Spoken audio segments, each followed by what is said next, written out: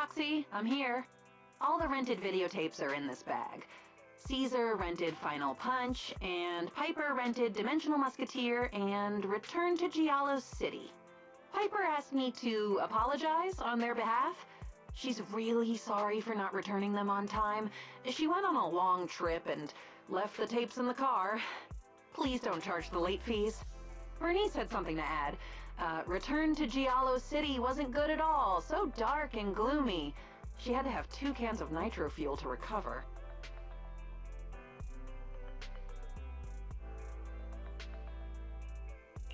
Oh, and how much did Piper pay you to do this for her? 10% of the late fee. Seems like we both win. I get a little spending money, and you gain 2 grateful friends. Sounds like a good deal, right? You're clearly the only one getting a good deal out of this. Oh, by the way, this black paper bag has something that Caesar borrowed in it. Here you go.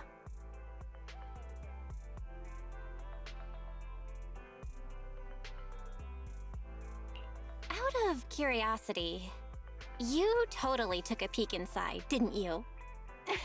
I don't know what you're talking about. What's there to see?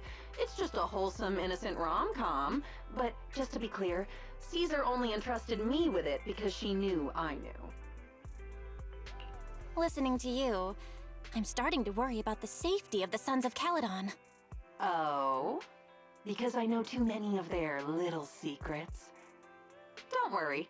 For now, at least, there's no one offering a reasonable price for the young Overlord group's gossip.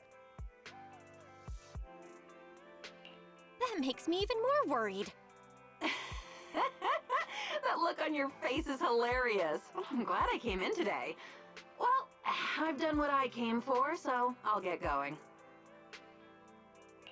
You're leaving so soon? Seeing as you're already here, wanna watch something? For free? All right then. Let me take a look at what you've got. This one, called We Need You, will do.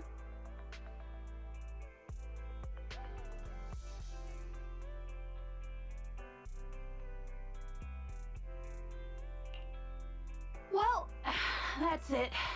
Getting pretty late, so I better be heading back. You were watching so intently just now. I'm a little shocked. Really? I might be impatient, but I can stay focused when it comes to important things. Especially since it has a lot of useful information. Perhaps I'll be able to find a job for myself. Aren't you already with the Sons of Caledon? Wow, you don't seriously think that people only do one job their whole life? Besides, I've joined them, but I'm still on probation right now. That is to say, it's the Sons of Caledon that are still on probation. Being a mercenary offered freedom, but it also came with risks. For my future, I plan to first latch on to the Motor League's Overlord, and use that as a stepping stone to find better opportunities. That's a well-thought-out plan. You don't have to agree with me like that. What I said must have made you uncomfortable, right? In life, just holding on to hope isn't enough to keep people together. Perhaps it's the same with you and your brother. Alright, I really should get going.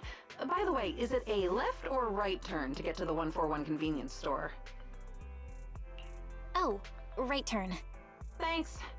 Everyone loves UAP chips, so I'll grab some while I'm here.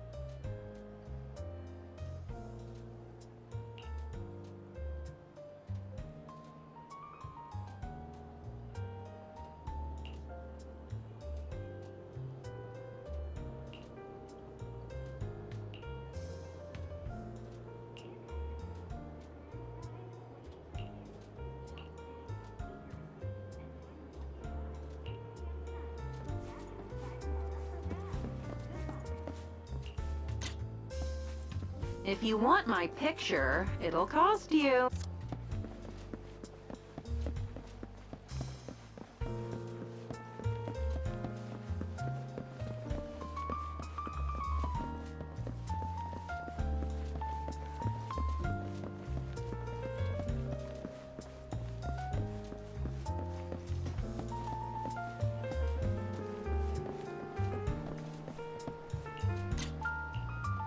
If you want my picture, it'll cost you 5 shots, 20% off.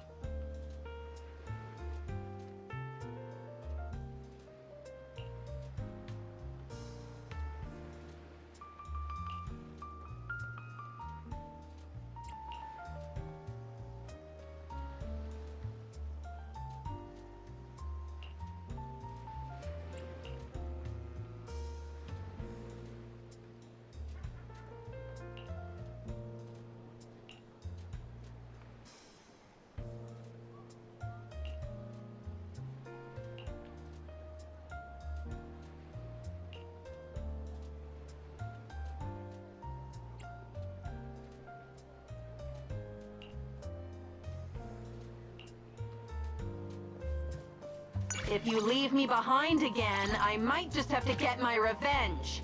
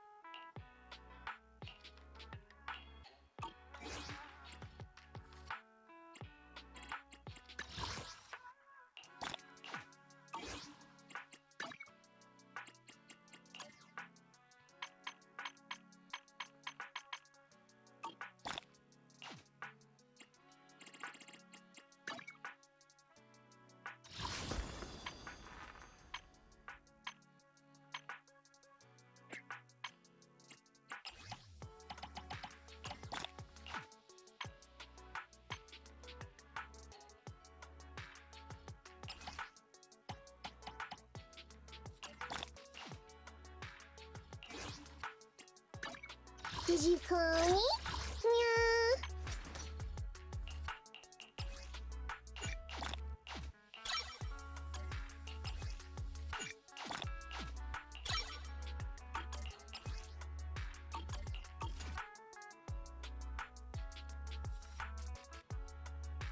I'll help you. Looking for intel? Or hiring me for a job? My loyalty lies with the winner.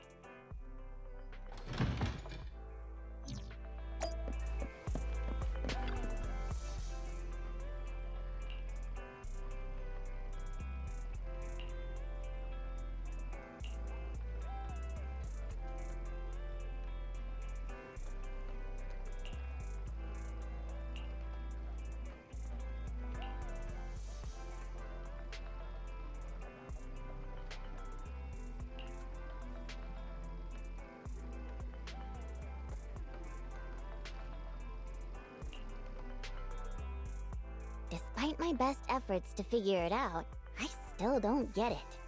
Everything in the outer ring moves slowly. Desert and rocks never change, but every time I come to the inner ring, it's completely different every few days. There are extravagant stores everywhere, kicking out the old magazine stands.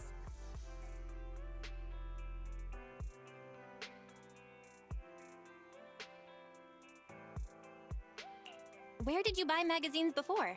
Maybe they still sell them. Buy? They get sent to the outer ring regularly. They're basically just unwanted trash. I really like them. They're good for lighting fires if you're out camping. Some things seem to lose all use once they go out of fashion. But in the outer ring, things are different. Can you picture it? Trash blown all over the place by the wind in the outer ring, looking like confetti. Broken records sound different every time they're played, just as the wind is ever changing. Do you think the people who threw them away would regret it if they knew? But once something's lost, it's lost, never to be found again. What's little old me getting all sentimental about? How corny. I've noticed whenever you say, "Lil' ol' me," it's because you're embarrassed, Piper. Oh, you understand little old me so well, Proxy. Of course! I mean, when you've known each other as long as we have, you pick up on the small things. Has it been that long? It seems like it passed in a flash, but I guess that's true. Every day when driving the truck, the scenery outside is always moving. When I stop sometimes, it feels like a dream. But I always feel as though I'm always pushing forward, and as long as the road's still there, I'll be able to find my way back where I started. Especially if you drive on familiar roads every day. You'll naturally assume that everything is the same every day. But it's only when one day your car suddenly breaks down at the roadside that you realize this road has been repaired again and again, and that the pedestrians have all gone elsewhere. It's completely different from how you remember. Little old me is afraid of familiar things changing. I understand how you feel. Yeah, it's always nice to cherish things you like. Maybe the next time we meet, it'll be goodbye forever. Who knows when we'll have another chance to meet again? jinx it. Then I'll say something positive. Maybe the next time we meet, you'll be all grown up and I'll barely recognize ya. You're always treating me like a kid, Piper. Kids always change the most. I'm trying to get to know you, Proxy. That's why it feels like that. Even though there are lots of things about you that I don't get, I'm still looking forward to each and every time we meet, Proxy.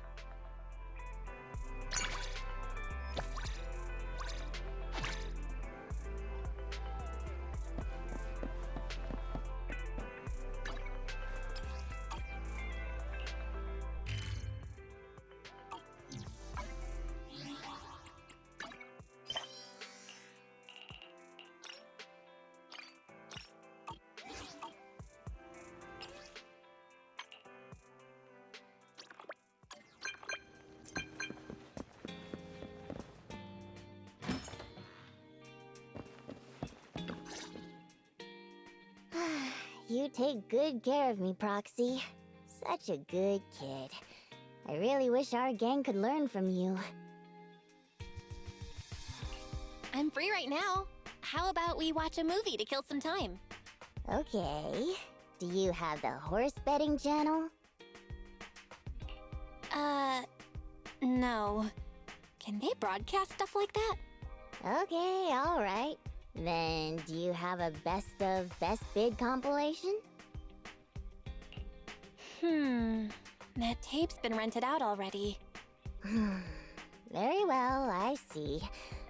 How about top of the stocks, then? Sorry. We don't have that either. Well, there's still an hour to go before the redo Lucky Star lottery gets drawn. Let's just watch anything to kill time. Didn't I reserve a tape with you? It was We Need You, and it's already here. Wow, you've got a sharp memory there. Shall we watch it together, then? Sure, let's watch it together.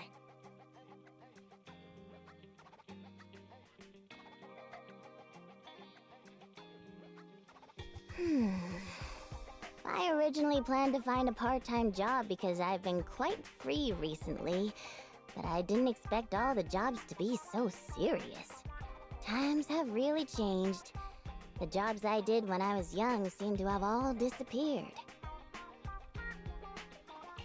What jobs have you done before, Piper? Well, there was once a client who requested an ethereal sculpture. What a strange commission, right? What's that saying? Something about wisdom? Anyway, I drove a refrigerated truck into a hollow, captured an ethereal and locked it inside, then drove the truck out. That gave me an ice mold of an ethereal. Oh, and I once remodeled an RV, but in the end I forgot to leave space for the kitchen. Thankfully, that old RV was beat up and old enough.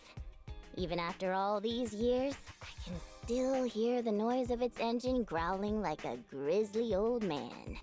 I've modded the hood so that once you drive for a while, you can fry an egg on it. Nowadays, it'd probably be considered a trendy open-plan kitchen. Very chic. It all sounds so exciting. If those jobs were around now, I'd love to try them. Things are changing so rapidly. So many jobs are being outsourced to Bangbu. Luckily, their short legs mean as a driver, my job's still safe. When long-legged Bangbu come out, I could lose my job. Could I crash on your sofa if that happens, Proxy? I thought you'd at least say, "Let me work at the video store for ya." I'm almost old enough to retire and enjoy my old age. Please don't make things difficult for me. I'll go to the newsstand across the street to scratch off lottery tickets for you every day when the time comes. I used to buy betting tickets at the horse races, and I was pretty lucky. It's a deal.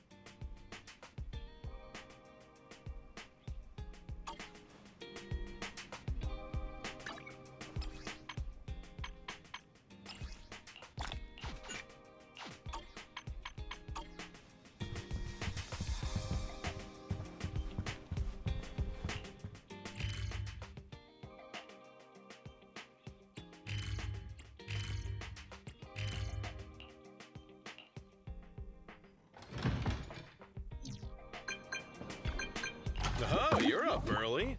Want to try my special Bang Boo combo?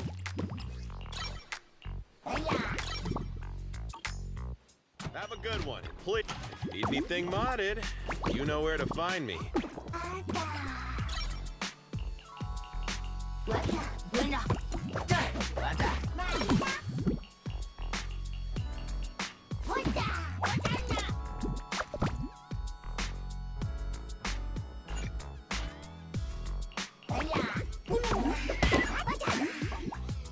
Is that it? Hey, Proxy. Have you hit a roadblock? Have a good one, and please, come again.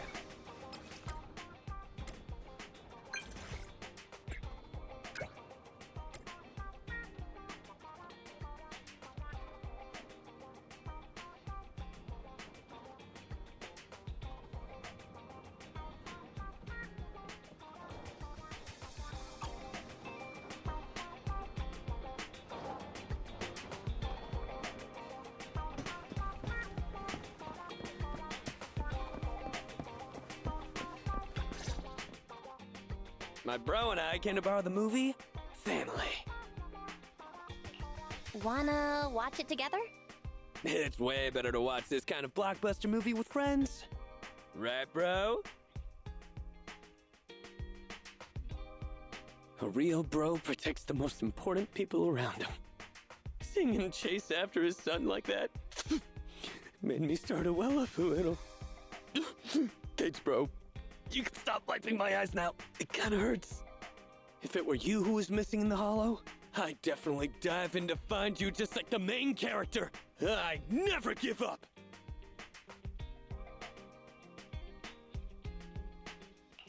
I'd rather you got lost and I was the one looking for you. I see. So in your eyes, I'm an important partner too. I accept your sentiment. Oh, we really do have the same taste in movies. Next time you have a good movie in, give me a call. The three of us should watch another blockbuster together.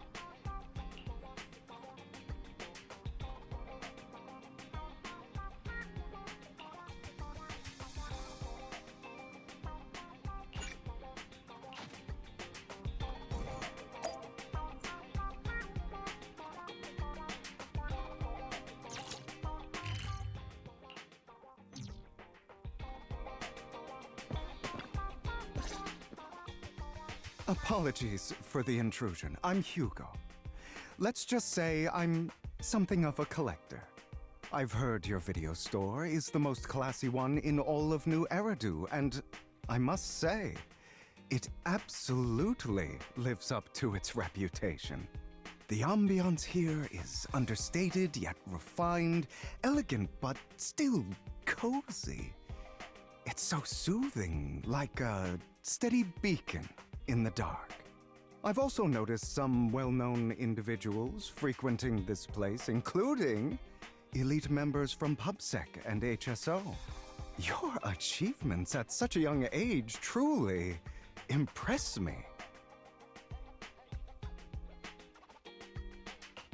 Aw, thanks. I'm flattered. Yep, exactly what you said. Trust me, I'm being honest. I do find your store quite special. So, I guess the rumors about this place are true. Children of Devils.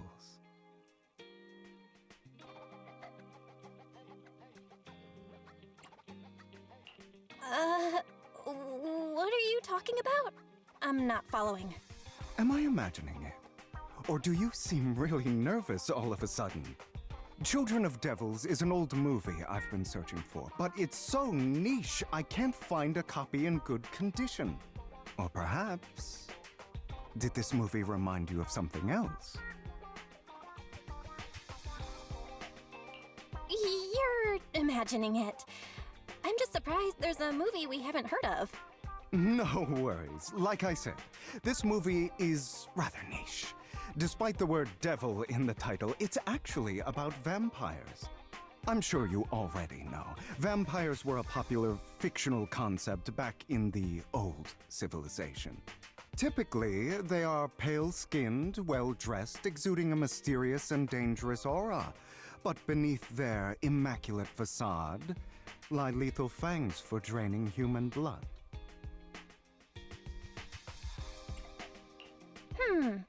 You kinda look like one. I'll take that as a compliment. Too bad vampires don't actually exist in New Eridu. Oh, and I don't feast on human blood. In fact, if anything, I'm hypoglycemic. Anyway, back to the movie. It's about a man who unwillingly turned into a vampire, and after years of plotting, finally kills his evil father and ultimately dies in the process. So, it's a tragic story. I actually think the ending is pretty good. At least he accomplished his goal, and death was just the price he was willing to pay. Well, it's a shame you don't have the videotape I'm looking for. I'll just grab a copy of every movie you currently have for rent.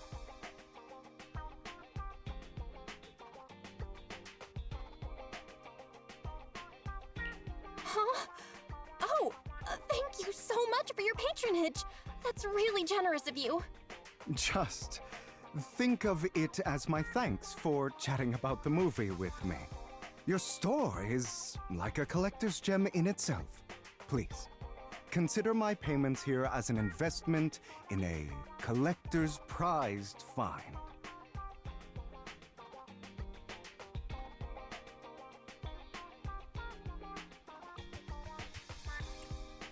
Your definition of a collectible is pretty broad.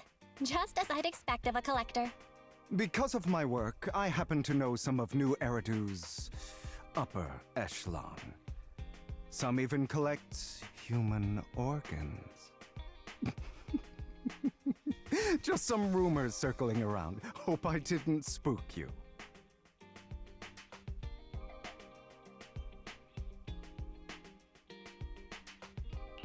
That's nothing. I've seen my fair share of crazy stuff. Guess I was worried for nothing. With so many high-profile individuals visiting here, I'm sure you're well-connected and experienced in various fields. Speaking of which, there's a big industry auction coming up. They'll probably have lots of collectibles, maybe even rare videotapes not on the market. If you'd like to attend, just let me know. Oh, by the way, I saw a marketing event at Lumina Square. Looks like there's a raffle going on. Go check it out if you're interested. Maybe you'll stumble upon something exciting, especially at a place so close to the upper class. After all, there are always secrets hiding behind the light. Well, thanks for today. I'll take my leave for now. Until next time, my precious friends.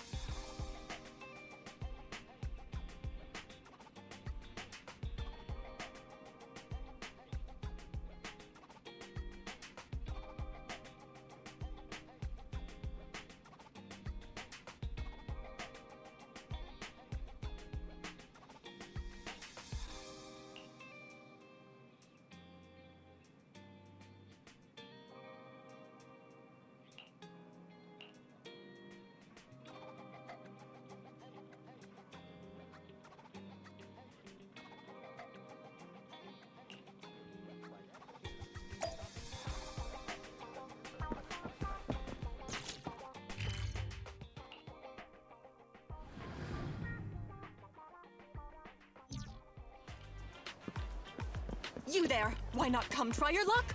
All sorts of prizes are waiting to be won!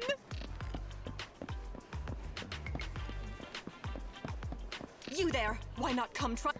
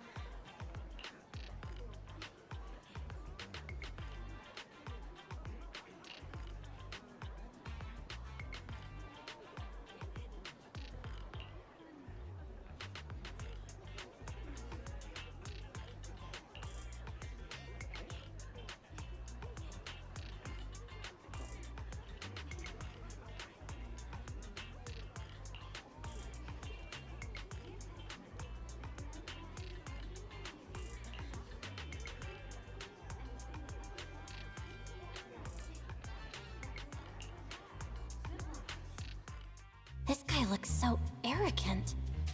Maybe I should take a tougher approach with him. Quit the act. I've seen right through you. You may look harmless, but I know you have a secret identity. Your crafty skills have caused headaches for countless people. Not to mention, you're revered in your field. Everyone knows who you are. Your true identity is a member of the most infamous band of thieves in New Eridu, Mockingbird!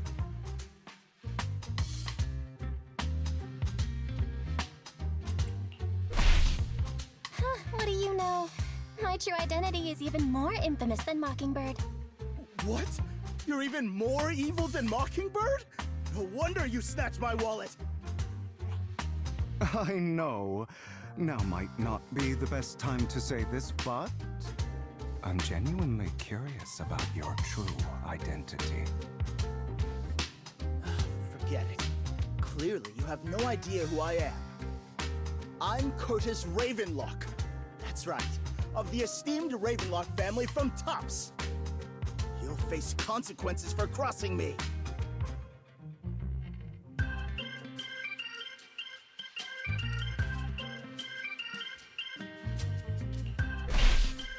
Oh no, I've upset a powerful man. I'm so scared.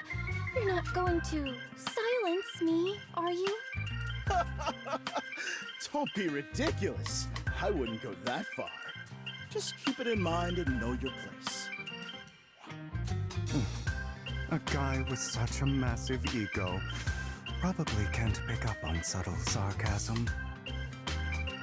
Anyway, you were the only one next to me when I lost my wallet. It has to be you. Just admit it.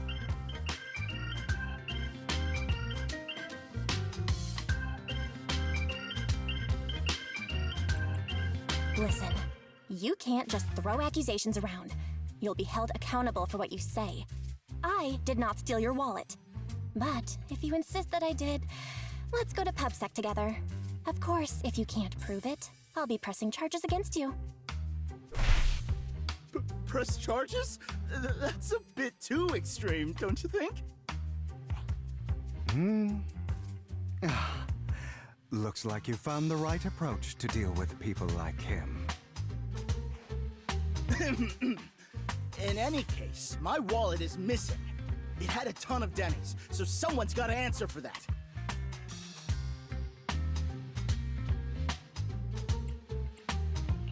No one's responsible for your wallet except you. Let's be real. You're just trying to shift the blame. You! No one's ever dared to speak to me like that before. Clearly, your accusation is baseless, Mr. Ravenlock. Your outfit, while elegant, shows unironed creases and noticeable signs of wear. You've likely worn it for a long time. Plus, the wet ink on your cuffs suggests that you rushed straight here from your workplace. Likely so you wouldn't miss today's raffle. All in all, it's clear you're not well off and quite careless. Chances are you lost your wallet yourself, and it probably didn't hold much cash. Is that why you jumped to accuse others? Hoping to leverage your family name to make a quick Denny? That's utter nonsense! Regardless, you owe this person an apology. Damn it! You'll regret this. Just you wait! I really hate it when innocent people are wrongfully accused. But it's all over now. I hope it didn't ruin your mood. Thank goodness you're here. Otherwise, that guy would have kept arguing forever. I didn't really do anything. You outsmarted him all on your own. It's a relief to see him get what he deserves. He should have known what would happen the moment he falsely accused you. People like that should have a taste of their own medicine. That sounds fair to me. Unfortunately, we don't usually see such fairness in our world, do we? That's why sometimes I don't mind resorting to unconventional methods to right the wrongs. You seem to be implying something. Don't tell me. A good movie never spoils its ending. But feel free to speculate. Anyway, it was nice running into you. Please, accept this raffle ticket to mark the occasion. May it keep you away from shady people and situations and bring you good fortune.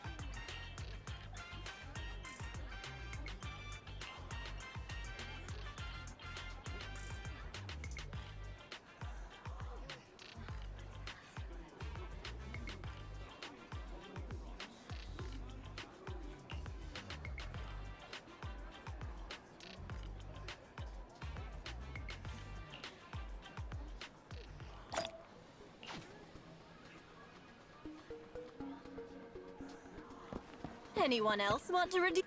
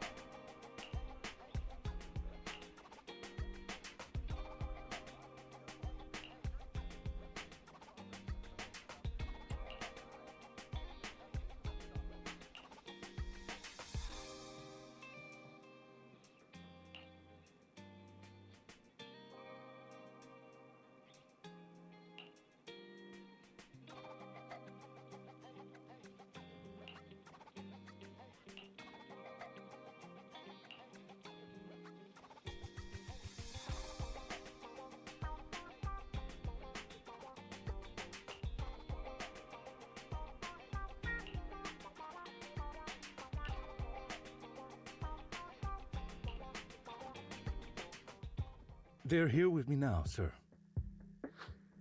I'm glad to have the chance to speak with you, young'uns. Helios Academy used to be a peaceful and comforting place.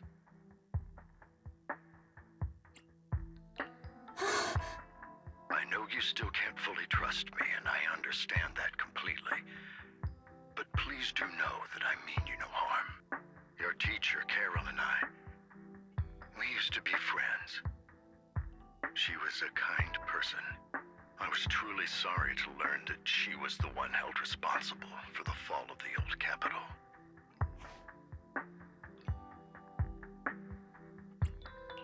She was innocent. There has to be more to the story. I hope so too. It's just that the fall of the old capital still weighs heavily on us all. But I believe you just got caught up in all of this. I'm sorry for what you've been through over the years. It must be tough.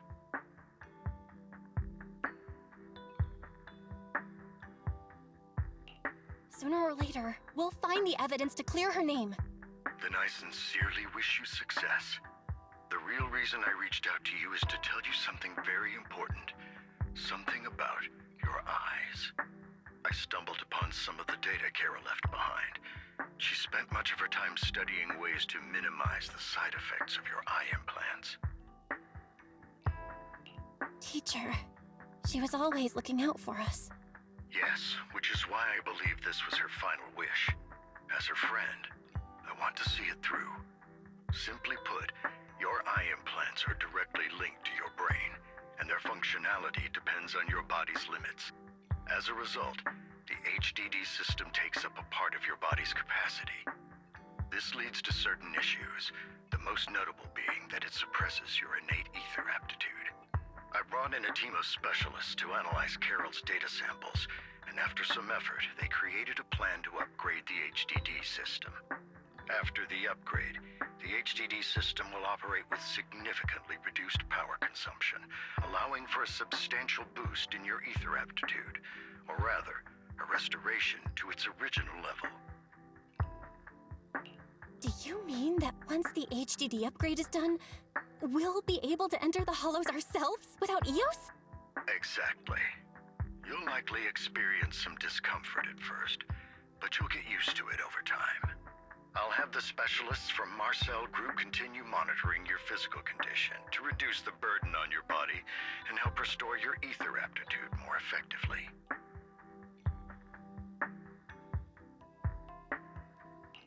You're actually sharing such advanced technology with us? Thank you so much. No need to thank me.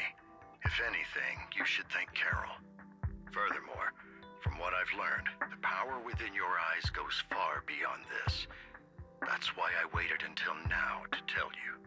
Perhaps the power within you could affect all of New Eridu. But you must understand, power is a double-edged sword. It can be used against enemies or allies. As the mayor of New Eridu, I must ensure everyone's safety. So I hope you'll forgive my caution. I'd been observing you for some time. That said, I'm confident to say that everyone at Victoria Housekeeping speaks highly of you. Miss Bell and Mr. Wise are both kind and honorable individuals. I believe they'll use their power for the right cause. Yeah, they're both good people. Thank you for your kind words. Even though we have no idea what this power is. You're not just saying that to get our hopes up, are you? Of course not. It's just that I don't have much information right now. I'll let you know as soon as I do. Well then, I'll let Lycon assist you with upgrading the HDD system. Rest assured he'll guide you through everything. You should be able to follow him with your knowledge. If you would follow me.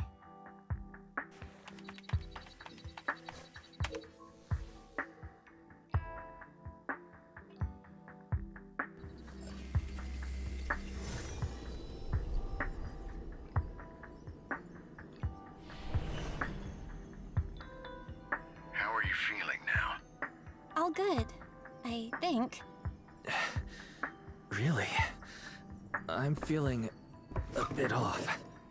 Your body is adjusting. Give it time to adapt to the changes. As a precaution, hold off on entering the hollows until you feel better. I see. In that case, I'll sit back and help Belle for now then. It's quite impressive one of you adapted so quickly.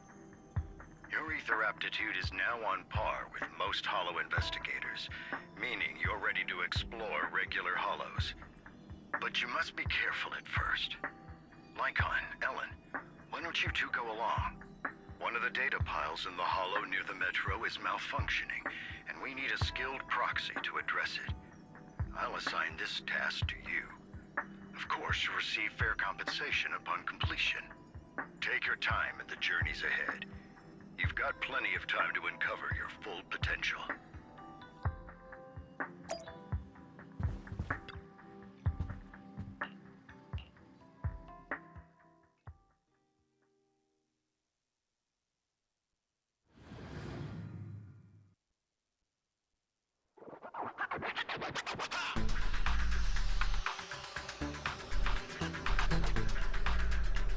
Master Proxy, the data pile that the mayor mentioned is in this direction.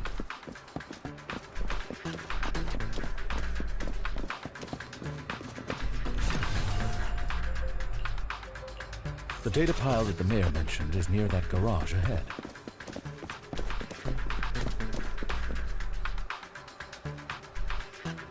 What a pain. There's nowhere else to go.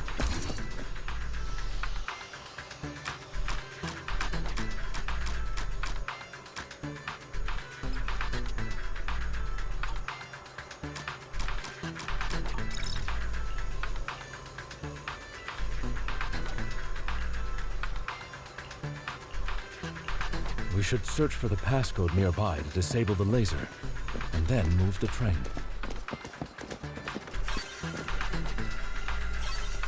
Ah, I get it now.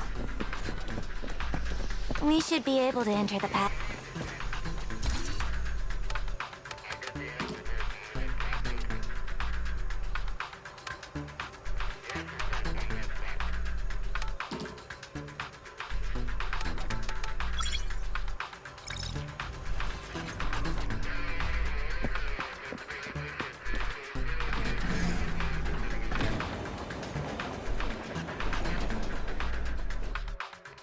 How are you feeling now, Master Proxy?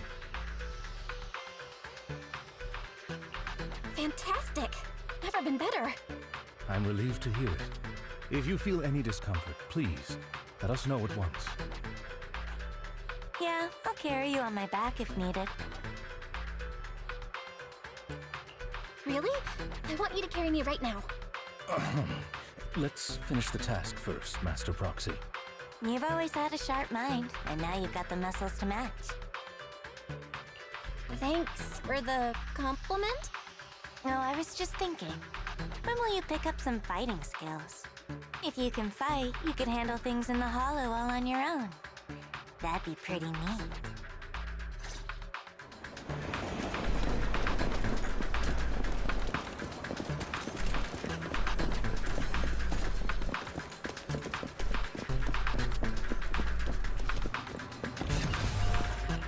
Master Proxy, the data pile is right up ahead.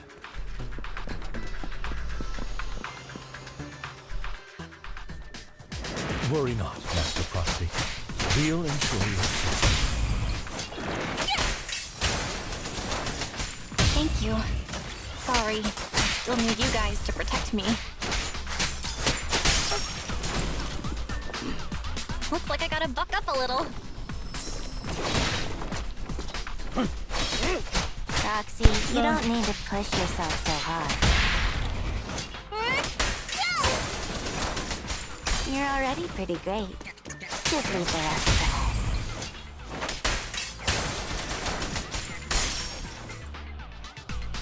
Canlar.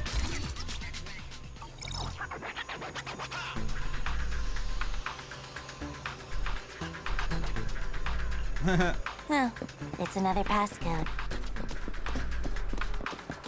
We should be able to find the passcode nearby.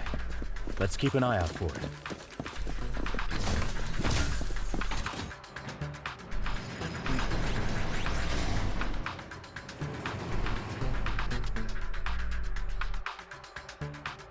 Don't drive.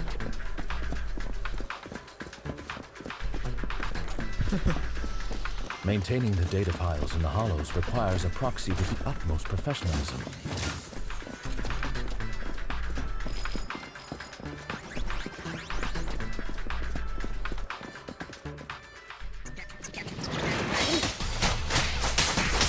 This. Ellen, switch up.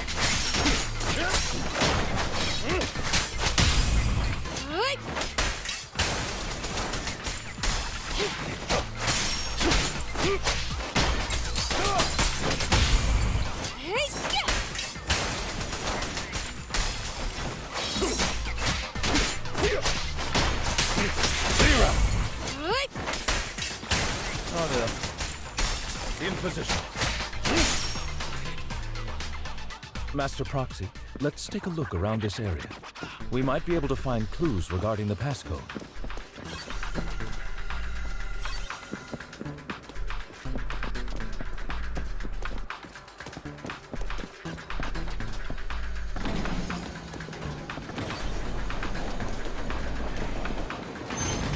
Proxy's moves seemed more fluid in that lab. Master Proxy, this should be the second passcode.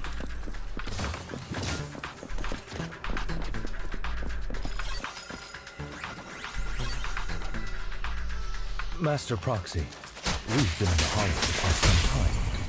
How are you feeling? Take a break. I feel fine. Nothing out of the ordinary. What a pain.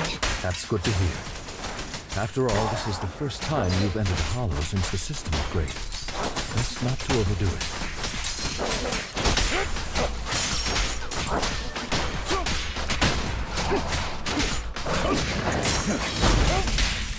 Let's end this fight quickly.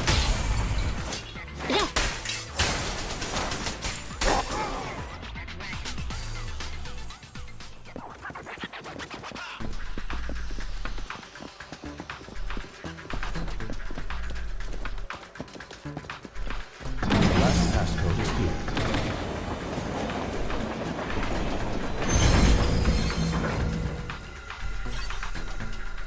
All right, that's all of them. Let us return and open that lock.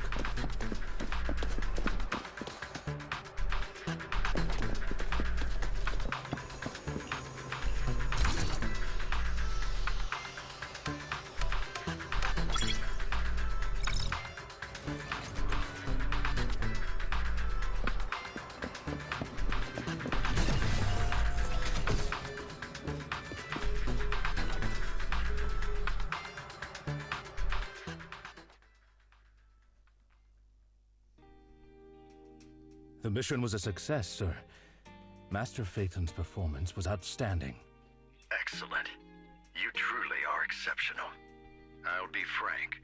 I contacted you because I need your expertise for an important task.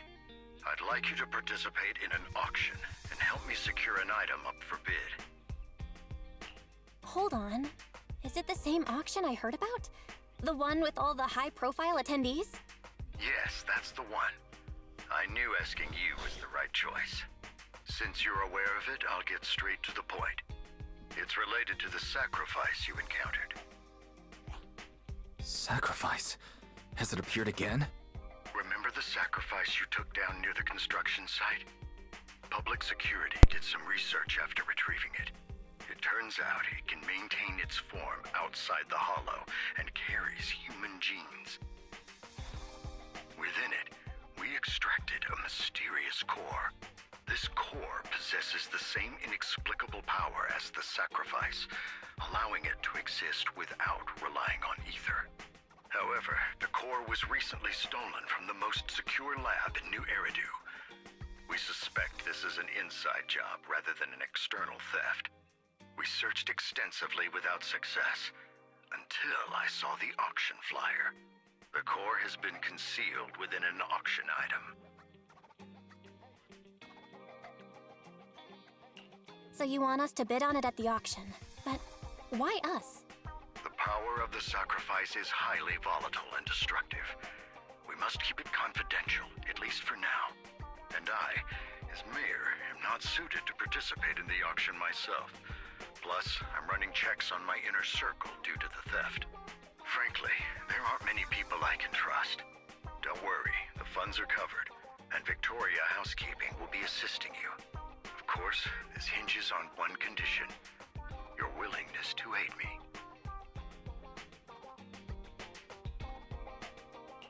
All right, we'll give it a shot. Thank you very much. I knew that I could rely on you. The only hurdle now is the invitation. It's exclusive to Tops, so obtaining one might take some time. I'll handle that promptly. I'll leave the rest in your capable hands. You seem a bit puzzled, Master Proxy. The relationship between the mayor and Tops seems rather delicate. You're quite perceptive. As you know, the roots of New Eridu's governance lie with the Mayflowers, while Tops is a conglomerate of companies. Power and profit often lay the foundation for conflicts, which is why securing invitations could be tricky for us. Things would be much easier if Tops weren't so involved. But worry not, Master Proxy. It may take some time, but we will overcome these obstacles. Now, if you've no further need of me, I'll take my leave. Have a good day.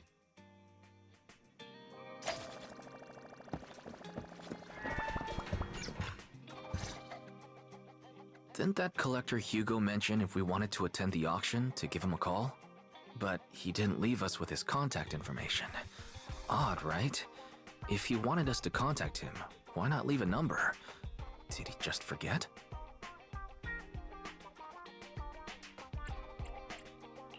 Maybe he left a puzzle for us to solve, like in the movies. You've been watching too many movies, Belle. We need to separate fiction from reality. Come to think of it, Hugo did leave us a raffle ticket, and said something weird. He said something cringy like, "There are always secrets hiding behind the light." Wait, don't tell me.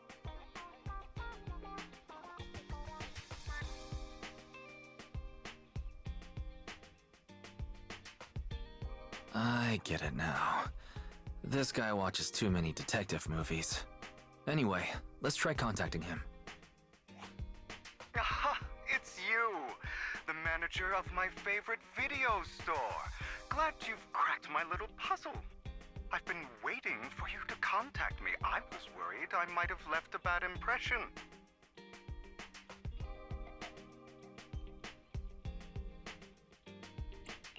Actually, I have a favor to ask. About the auction you mentioned. Could you secure 2 invites for us? Ah, so you'd like to attend the auction? I'd love to assist, but unfortunately, I have some tasks at hand. But if you two can help me with my current task, I should be able to find time to get the invitations you need. What kind of task? Is it something I can handle? Nothing too dangerous, I hope. Don't worry, I would never put you in danger. Let's discuss the specifics in person. I'll wait for you at Dew Gardening Shop in Lumina Square.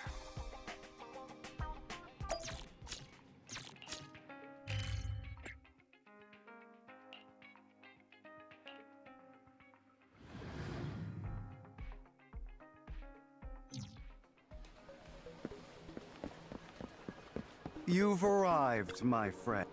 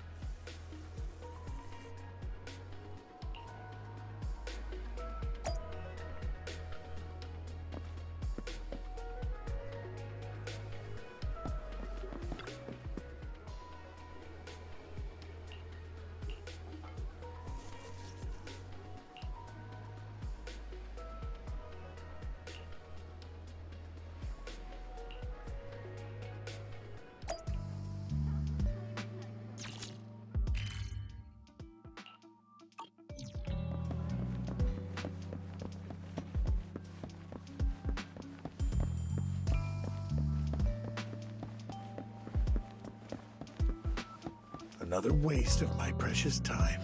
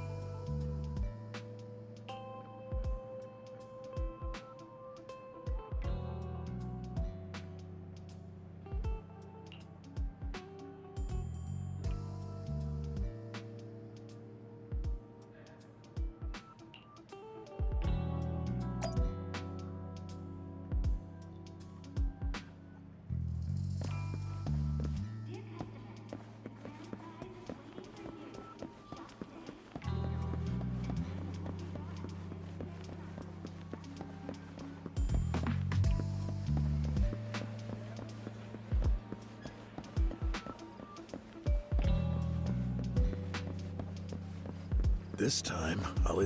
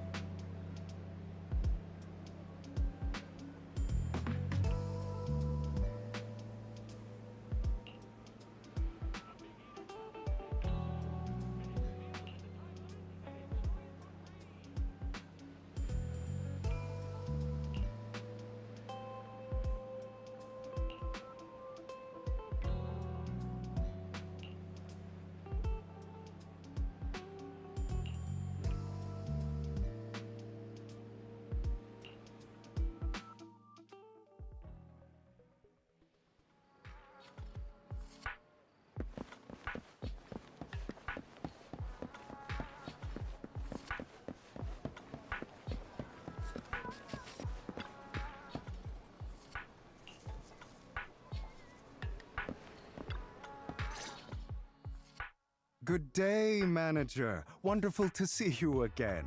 You're as sophisticated and charming as always. About our previous discussion, I assume you've made some progress?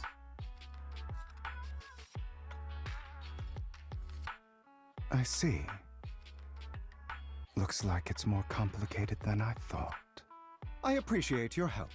Here are the promised invitations for you. One was mine, but I won't be able to attend as I'll be occupied that day. I had to pull a few strings to secure these invitations, so please don't mention where they came from. Otherwise, someone might come hunt me down. Wait, seriously? Is the auction really that dangerous? Well, when you dance with sharks, you can't avoid risk. But I have faith in you, dear Manager. I'm entrusting you with my life.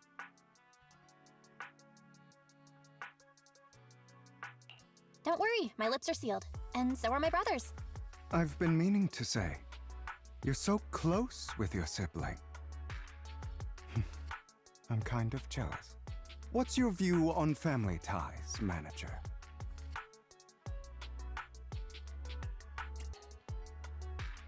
It's a bond you have to maintain carefully. Even as family, we might not fully know each other. For example, someone who was like a mother to us loved us deeply, but also kept many things from us. Mother. Huh. For me, that word only brings fear, pain, and hatred. I once had a half-sister. Different mothers. Had? Did you two fall out of touch because of an argument or something? No, we never argued. I would like to try, but it's too late. She's been gone so long. I can barely remember her face. I'm sorry. I didn't realize it was a sensitive topic. My condolences. It's okay. I brought it up first, and it was ages ago. Anyway, back to what we were saying. It's highly likely that Hartman will be at the auction as well. As you know, while he's the rightful heir to the Ravenlock family, he keeps many secrets. Should you cross paths with him in the future, be cautious. He's sitting up on his high horse, looking down on everyone else, and he'll do whatever it takes to get more power. I hope these upper-class people eventually face the punishment they deserve. Too bad the scales of fate lean one way or another, unless someone steps in to tip them back. I digress. That's all for today. I have some errands to attend to, so I'll take my leave. Have fun at the auction.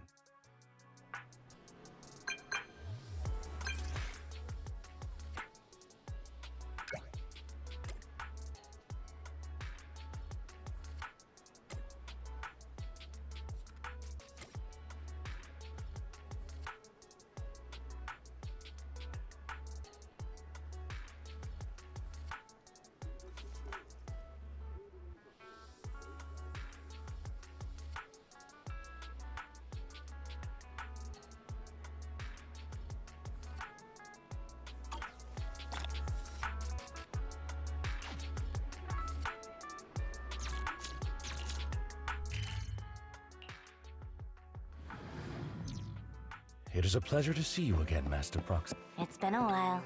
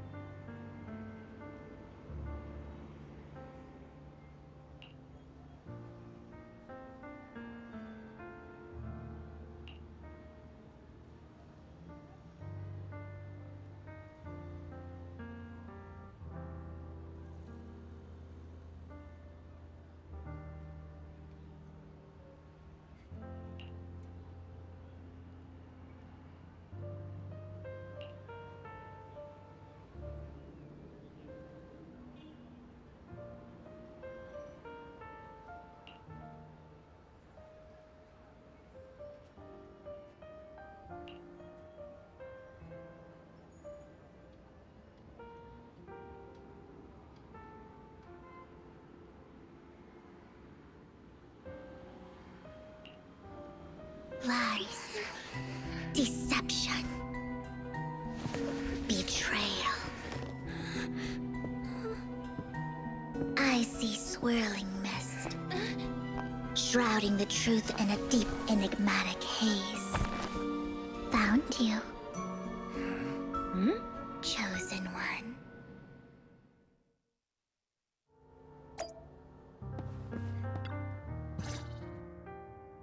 You are exactly as I thought you'd be. Chosen one? What's that? Sounds like something from a tacky novel that was popular a decade ago. Words can only convey so much, so it's understandable if what I say doesn't make sense to you now. But you'll know what I mean soon enough. Young lady, I know you might think I'm lying, but I'm telling the truth. That item was my late husband's keepsake, and I had to pawn it due to financial difficulties. But I can't bear to see it auctioned away to who knows where. I'd never be able to get it back. Please help me bid for it. There's a hidden flaw in that item. If you point it out during inspection, it will be withdrawn from the auction and returned to the pawn shop. That way you won't have to pay for it. In return, I'll offer you some compensation. It may not be much, but it's all I can manage. Please. Mom, please don't cry. Your story might be genuine, but your intention is not. Besides, this has nothing to do with me. Your misfortune is not my concern. Young lady, you don't look like you're struggling for money. How can you be so cold-hearted? I'm sure this refined individual here feels the same way. Huh? Are you referring to me? Yes, you! If you're willing, could you please... The auction is about to start. I'm not sure how you gained entry, but I'm sure you don't want to be driven out with your daughter. And you? Here's a little piece of advice. Don't let your sympathy easily sway you in an auction like this. Otherwise, you might get swindled. I'm Vivian, by the way. Pleasure to meet you.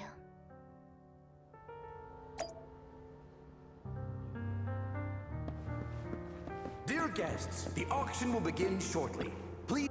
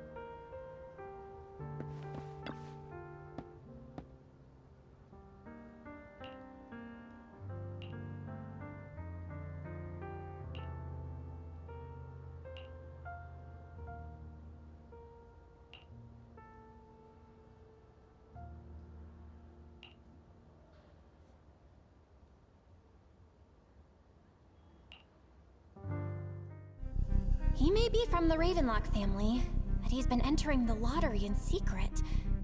Maybe he's not as well off. Ugh, what rotten luck. I didn't expect to see you here.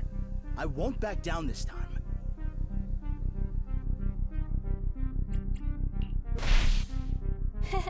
Aren't you that bigwig from the Ravenlock clan? Surprised to see you at the same auction as us commoners. This is the top auction in the industry.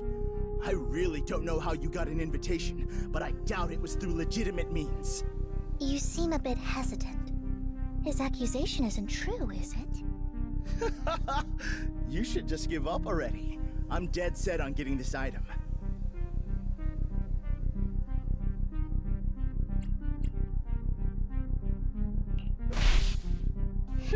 Let's see who comes out on top in the end. A Ravenlock losing to a commoner like us. It wouldn't look good, would it? You're right. So for the honor of the Ravenlocks, I can't lose! Trying to provoke him backfired. Okay. Let's not rush into inflating the price. Seems like it's just the two of us interested in the item. Why don't we discuss this in private first?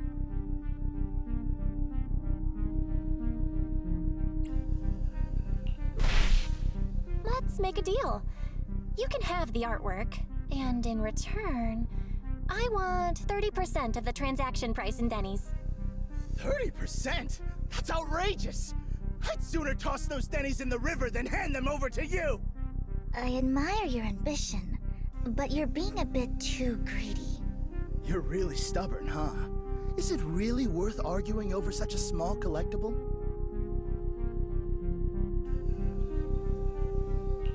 Sure is. The money in our pocket is our biggest advantage. Host, I'm raising the bid. The price is way more than it's worth. Forget it, I'm out. It's a bit overpriced, but it's still acceptable. Regardless, congratulations on your winning bid. Though in my opinion, its aesthetic style is a bit ahead of its time. But as long as you like it, that's what matters. After all, the true value of art is in the love people invest in it. The next item is truly exceptional. The final creation of a legendary artist, the only one of its kind in all of New Eridu. The artist's tale is quite fascinating. Unrecognized during his lifetime, his works were discovered by art collectors after his death and became hugely popular. Because of this, authentic works are few and far between, making each one incredibly precious. And this stunning final piece, anyone who loves his work won't want to miss it. Without further ado, let's get started! Starting bid, 200 million Denny's! If I can get it for under 500 million, I can still turn a profit. 300 million! If I'm not mistaken, Wise, isn't that the item the woman asked Vivian to bid on? Yeah, that's the one. If our budget allows, perhaps we should. 1 billion. Even if his final piece is a collectible of this quality, starting at $1 billion right off the bat. Since she doesn't have to earn her own money, any bid is just a number to her. Was that Vivian? Wow, she just said, "Don't let your sympathy sway you," then went ahead and bid anyways. Yeah, but she can literally afford not to take her own advice. Ooh, this elegantly dressed lady certainly has refined taste and deep pockets. So, is anyone ready to challenge this young lady? Invest in the legacy of a talented artist who left us too soon. Its value could double in the future. I'd advise against it. I'm going to bid on this no matter the price tonight. This young lady is certainly very confident. Our time is almost up at $1 billion. Going once, going twice, going 3 times. Sold for $1 billion. All right, ladies and gentlemen, that concludes the first half of the auction. Please feel free to unwind in the lounge for a bit, as more treasures await in the second half.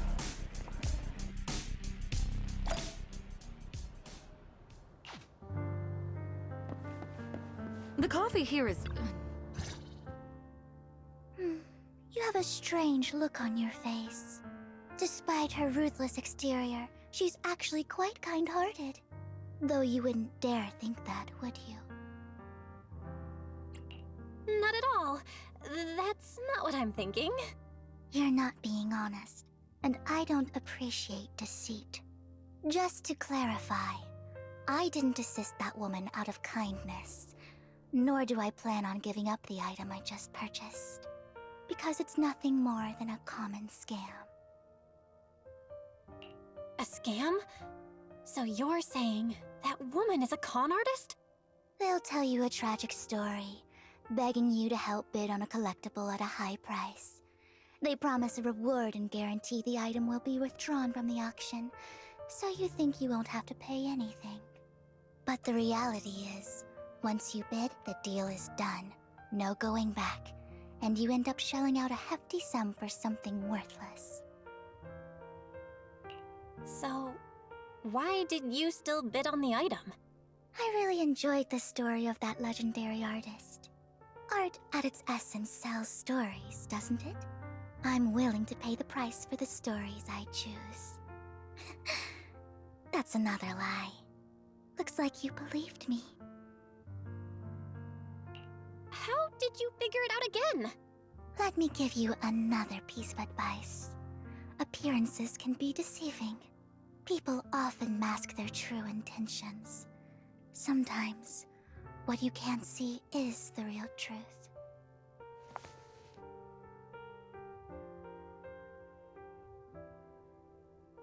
I hope next time you'll accept my invitation, and not that of these pretenders. I'll see you soon, my friend of many secrets.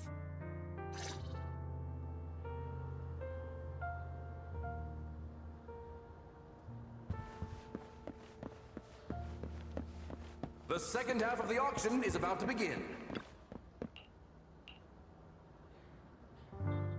Ladies and gentlemen, welcome back! Up next in our auction is tonight's showpiece, the one-of-a-kind Robe of Heroes! Legend has it that, long ago, this was a garment that only a hero could wear. What's truly fascinating is the unique gem embedded in the collar of this robe. It's unlike any gem I've ever seen. Almost magical.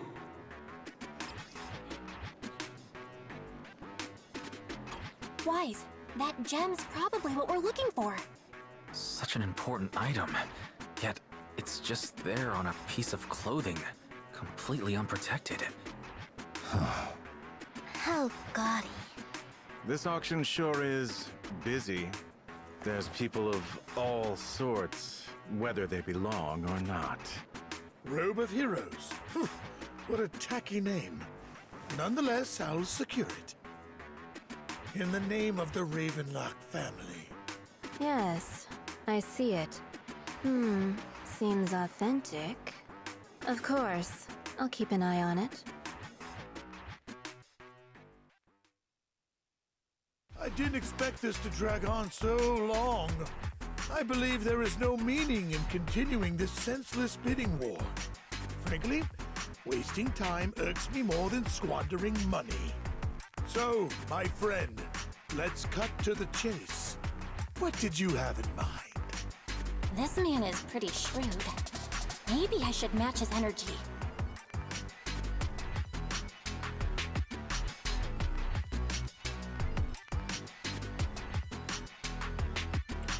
Perhaps a better question should be, what can you offer me?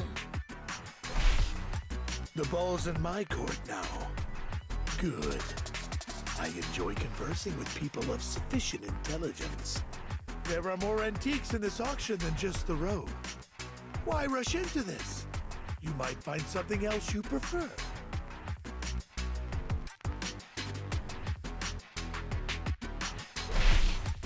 I'm not a collector, so I'm not into antiques. That robe just caught my eye. In that case, how about we strike a deal?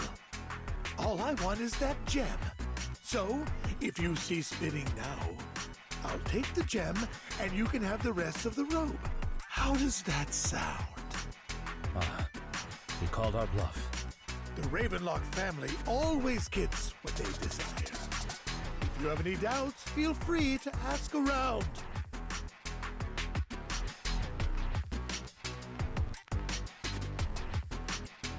What a coincidence! I, too, always get what I want. You're quite confident. You know when to stand your ground. Well done. My time is valuable, my friend.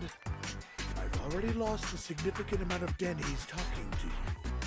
If I offer you a token of appreciation, let's say a hefty sum of Denny's, would you consider backing out of this bid? In that case, if I were to give you a hefty sum of Denny's, would you back down? I fear my price is beyond your means. It's been a while since someone dared speak to me like that. All right, since I can't sway you, we'll have to settle this with our financial power. But let me be clear. No matter how high it goes, I won't back down. Oh no. Though the mayor gave us a huge sum of Denny's, I have a sinking feeling it won't be enough to outbid this rich jerk.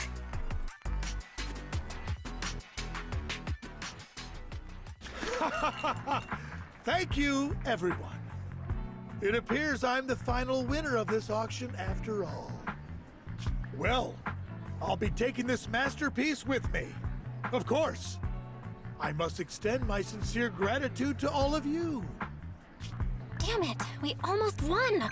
Ugh, Denny grabbing jerks. I got a message from Hugo. He wants us to... Look up? What happened? Why'd the lights go out?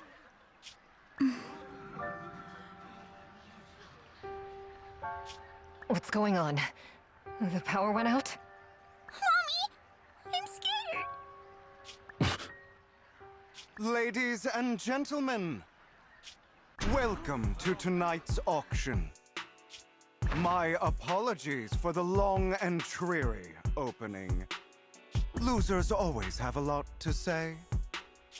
That guy looks familiar. Is that... What are you all standing around for? Someone deal with this intruder! How uncouth. I'm simply here to reclaim what's rightfully mine. You! When did you? Well then, tonight's show is coming to an end. I wish you all a lovely evening. Yours truly, Mockingbird. After him! Catch that thief or forget about getting paid tonight! I can't believe he... Forgive me, Master Proxy, but that... Mockingbird and I have... history. He might find it surprising, but I know him too. You do? I see.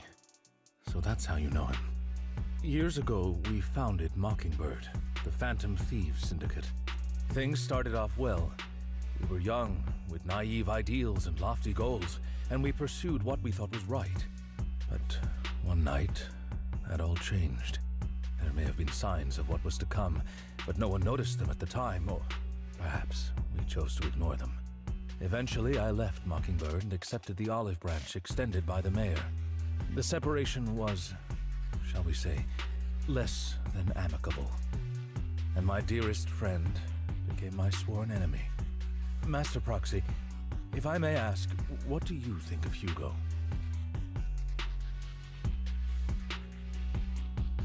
Though he helped us before, and he seems pretty nice, I can't help but feel something's off. He's a part of Mockingbird after all. Mockingbird has changed from how we envisioned it. And Hugo too, No, it's nothing. In any case, he's very dangerous. I'm still unsure of his intentions, but we cannot risk letting him have the sacrifice core. Based on my past experiences, I can likely predict the route he'll take to evade his pursuers and escape. However, this path lies within the hollow. Master Proxy, can you...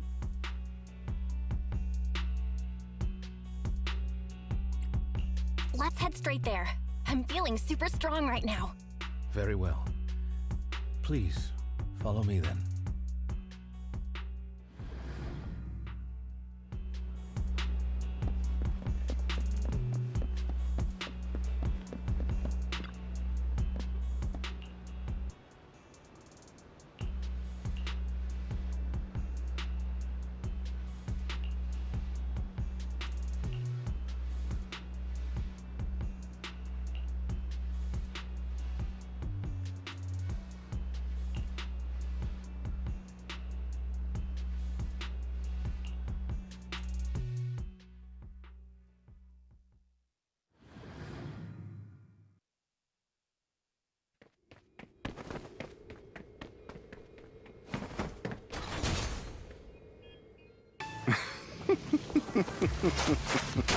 As I thought, Hugo really is here. When we were still working together, we would often choose routes that were difficult. Master Proxy, the layout of the port is complex. Ethereals may jump out from any corner.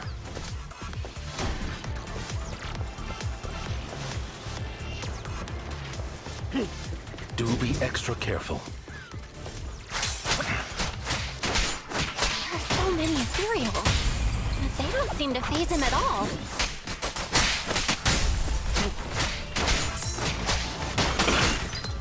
Though I am loath to admit it, that man is quite formidable.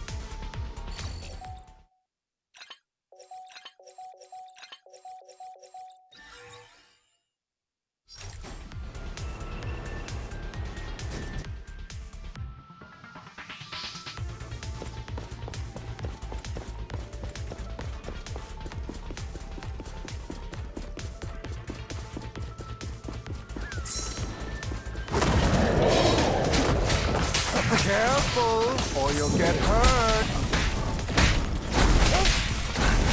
I'm not going to let you have your way.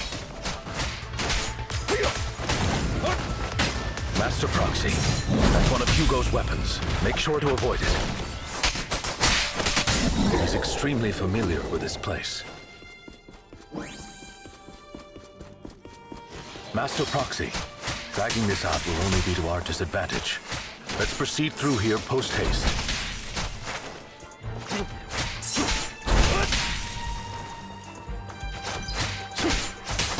Take this.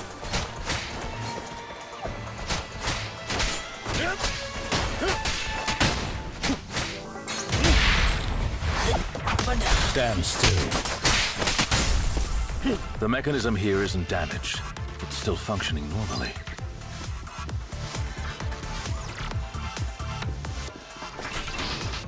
Something's not right.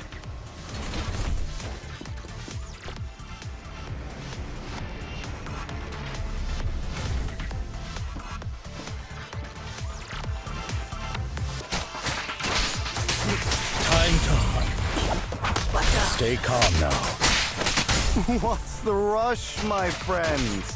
We still have plenty of time. Stand still.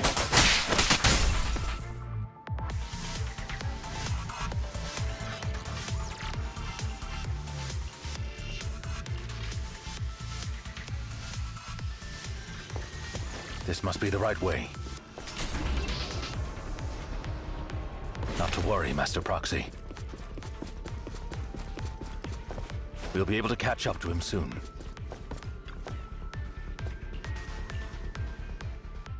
It should be this way.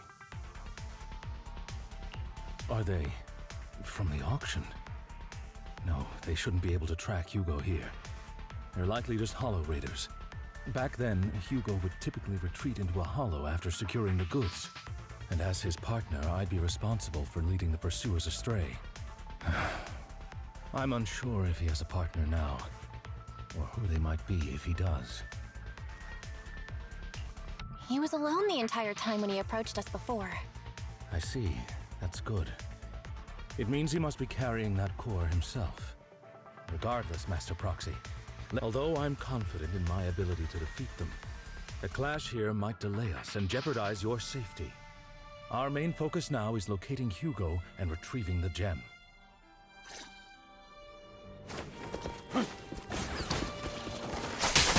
Take this.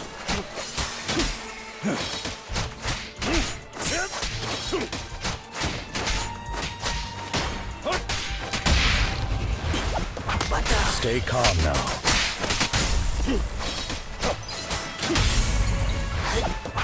Stand still. Time to hunt.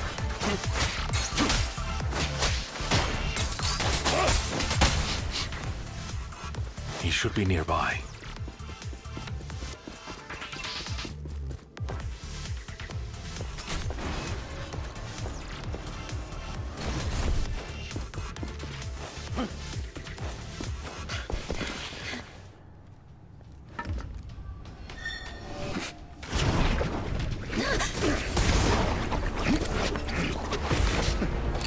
Long time no see, traitor.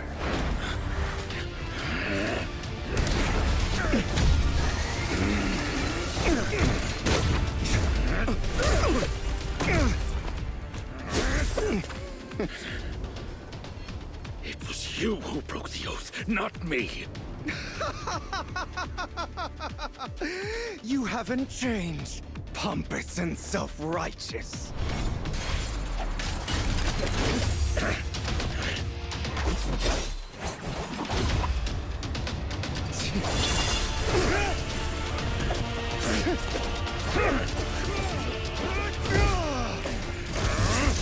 Beyond reason! Both of you! Enough!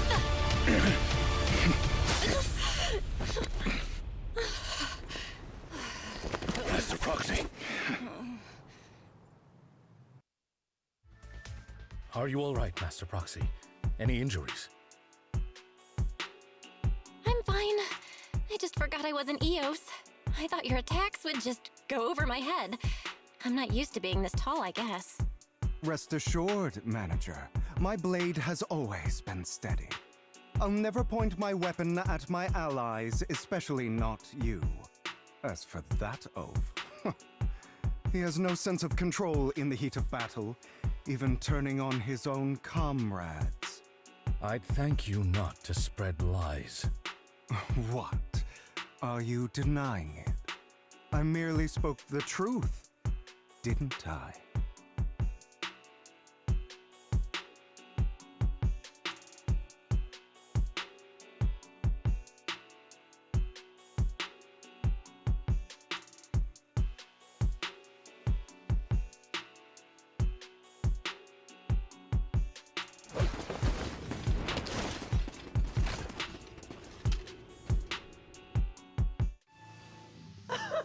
Thought we were in for a tough day, but it seems we struck gold in the end. If you value your lives, you better hand over all your etheric resources and any other valuables you've got. I have no conflict with you, gentlemen. I'm here for personal reasons, not to mine ether resources. Cut the crap. It's been a rough day, and we need something to make it right. Whatever your business is, pay your dough or bite the dust. Pay our dough? This is the Hollow. You're not claiming this Hollow as your own, are you? Not even the current mayor of New Eridu would dare to make that assertion. Am I correct, Mr. Mayflower Watchdog? You sure have a mouth on you, pretty boy. Don't push it. We've buried idiots like you in the Hollow before, and soon you'll be joining them. I'd urge you to reconsider. Huh? Unfortunately, your kind advice has come too late. They've already worn my patience thin. Oh, help me! Scared? Then perhaps you should think twice before you act. You've made your bed. Now lie in it. Sorry! I'm so sorry! Please have mercy! Spare us! We won't do it again!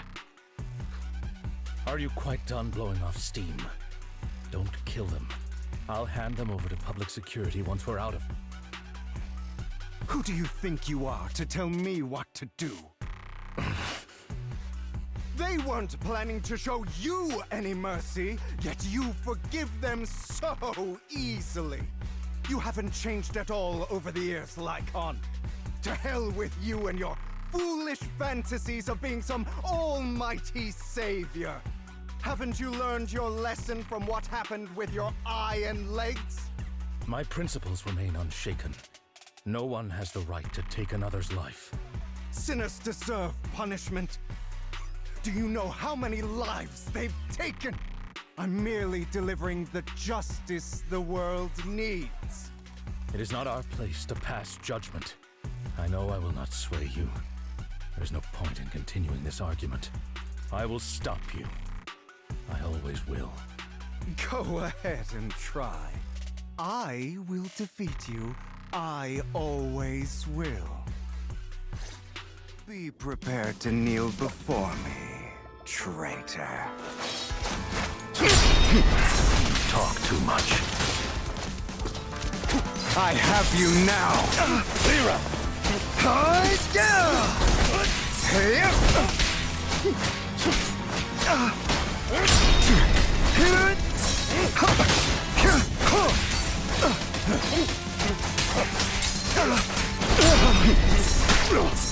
Out of my way. Proxy? Really? Do you two have to do this now? Cleanup's not finished. My apologies, dear master. But I'm itching to teach him a lesson. Shut up.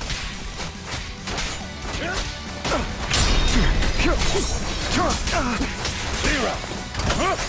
With this power!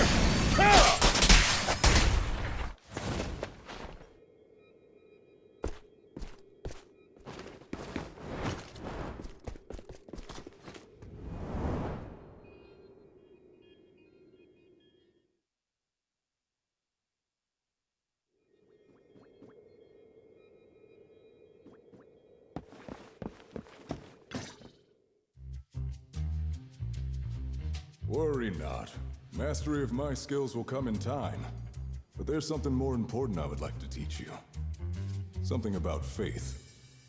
Does a phantom thief even need faith? Of course. What else would we fight for? For wealth, fame, and power to stand at the top so nothing and no one can imprison us.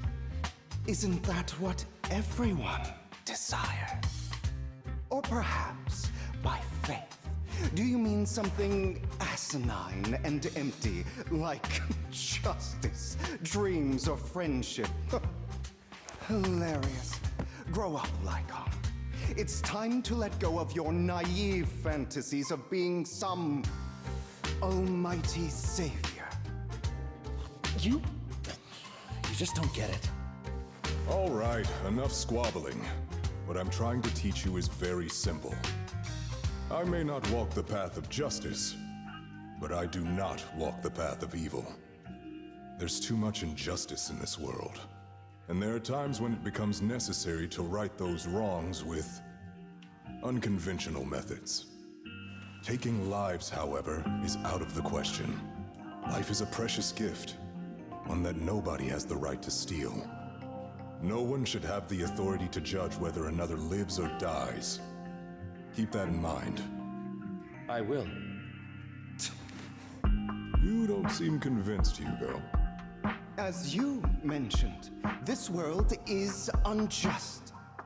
That's why we must strive to bring fairness to this world.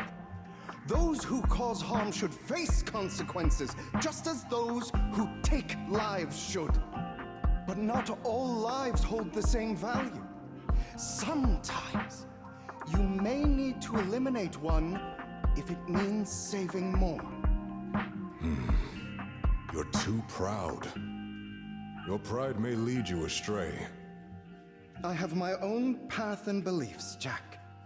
I'll determine for myself what's fair and unfair. Hey, watch your mouth. If it weren't for Jack, you'd be dead already. You're a smart kid, Hugo. Skilled too. You could easily take the life of a sinner. However, what if one day you found out you were wrong?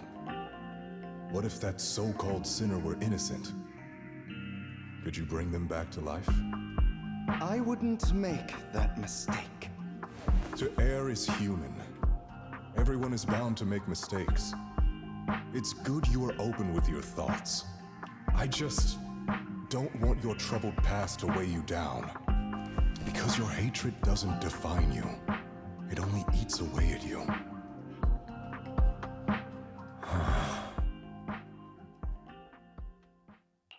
What's wrong, Lycon? You've been quiet for a while now. My apologies, Master Proxy. I was just reminded of some past memories. Before Hugo and I founded Mockingbird, we had a mentor, Jack. He took us under his wing when we were in dire straits, imparting his skills and life lessons. But Hugo didn't agree with his viewpoints. Perhaps our paths were always fated to diverge. Okay, I'll admit. I've been itching to ask. Why'd you two split up? Mockingbird, faced numerous triumphs, but also setbacks. And one of them was a disastrous one. Hugo. You... Was this you? All this? So what if it was? Have you gone crazy? Have you been planning this all along? You'd bury all these lives in the name of vengeance? They deserve to die. Especially my so-called father. I should have killed him a long time ago. A really long time ago. You know what, Lycon? There's some people whose only purpose in life is to bring more suffering into this world. Sometimes murder is what brings justice back into this world. And for that, I must stain these hands in blood. Enough! I can't trust anything you say anymore. I'm leaving Mockingbird, now! Where are you going? Anywhere. Someone from the Mayflowers got in touch with me before. Are you mad? You know what those hypocrites in city administration are like. They're no different from tops. We fought them together all this time, and now you're leaving to serve as their lapdog. Are you going to turn your back on Mockingbird? Turn your back on me? The mayor is different from the others. But it doesn't matter. I'm not going to even try convincing you. As your friend, I'll give you one last piece of advice. Please, stop here. Otherwise, the day will come where your hatred and ambition will consume you.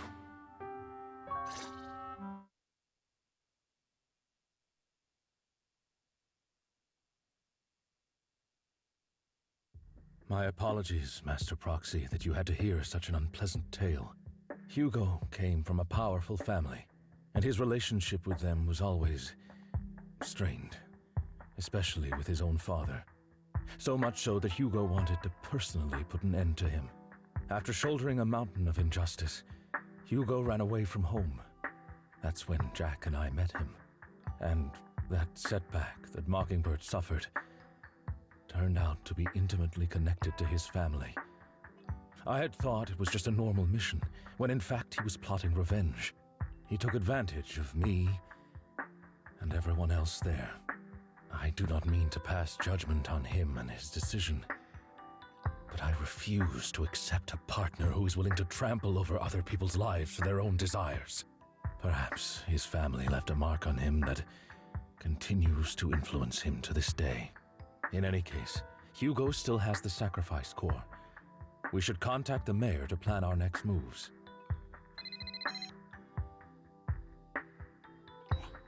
A pleasure to speak with you again. Lycon has already filled me in on Mockingbird stealing the sacrifice core. I'll deal with it. Anything else we can do to help? I mean, we didn't manage to complete our mission. No.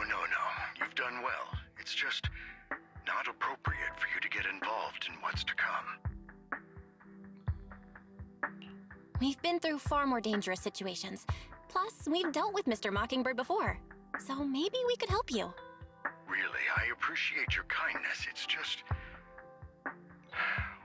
Very well. Seeing as you're all people I know I can trust, I'm going to be frank. Not long ago, I received a letter declaring criminal intent. Sir. Lycon, I know you don't want to place them in danger. I feel the same way. However, I believe they deserve to know the truth. That letter threatened to use a sacrifice to take vengeance against the entire city of New Eridu.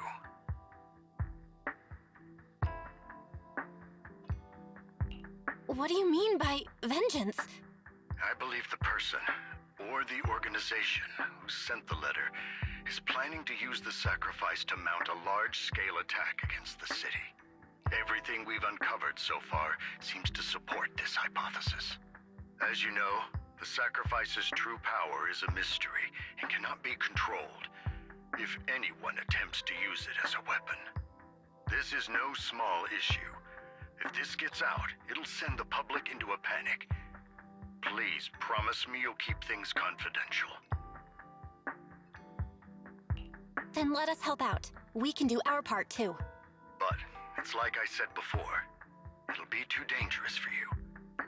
Whichever way you look at it, you're still citizens of New Eridu, and as mayor, it's my duty to protect you. Plus, Carol would be furious with me if I put you in danger. If she were still around. Anyway, I'm not at liberty to discuss this matter any further. Please rest assured that we will handle things properly as the administrative authority of New Eridu. That's right. Master Proxy, please trust us. So that'll be all for today. Goodbye for now.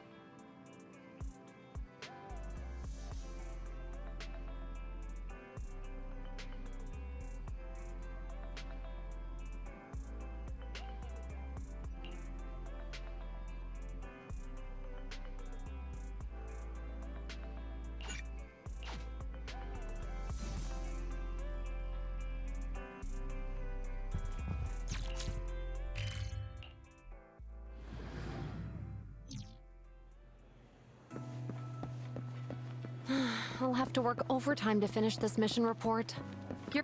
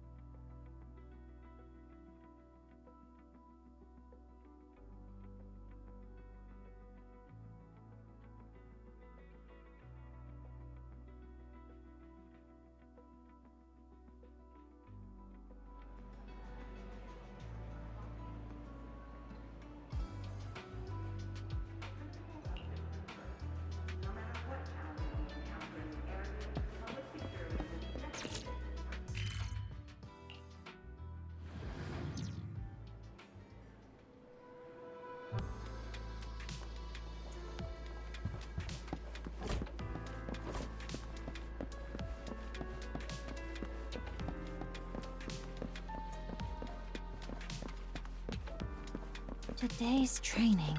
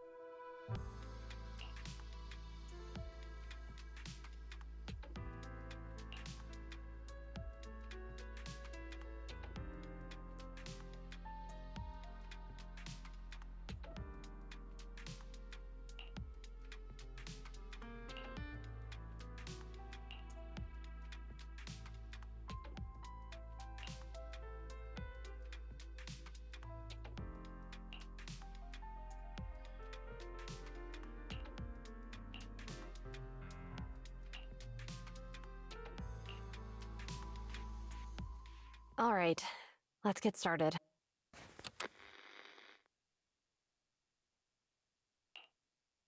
I'm probably not getting out of this hollow, but at least this tape recorder still works. Let's say these are my last words. I gave away my anti-corruption equipment to save those civilians, so I'm not in good shape. Unfortunately, we came up against a horde of ethereals right after that. I rushed over to fight them off and tried to save the civilians, but in the thick of all the fighting, I turned back and realized that I was somehow alone. Nobody was behind me. Luckily, I managed to defeat the ethereals, but the wounds and corruption I sustained in doing so should be fatal. I don't mean to cast the blame at all here, and if any of my colleagues ever pick up this cassette, I hope that nobody is ever held accountable. It's just human nature. It's normal. I just have a few regrets. Oh, what's that over there?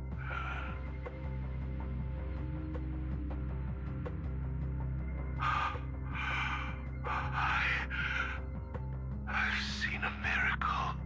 Yes, that thing is right.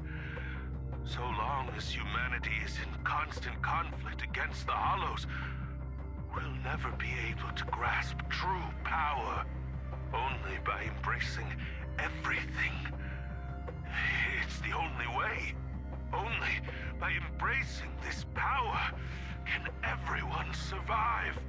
Oh, Creator, please grant me this!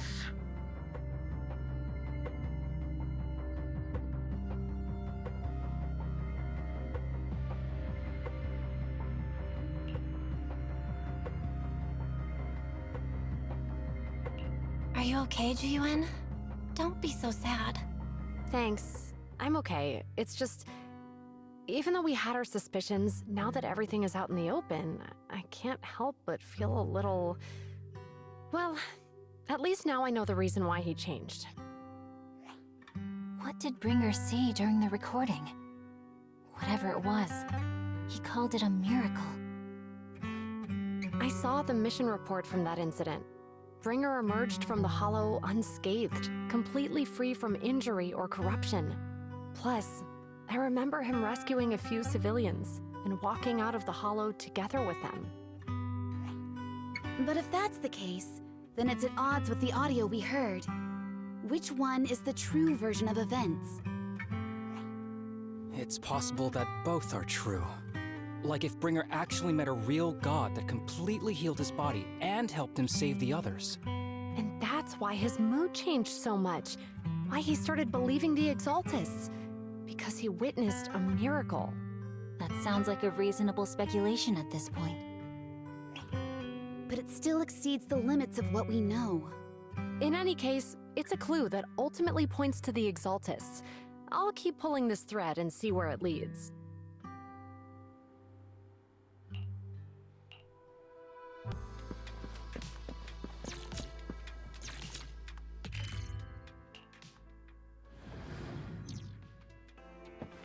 I've been waiting for you for quite some time.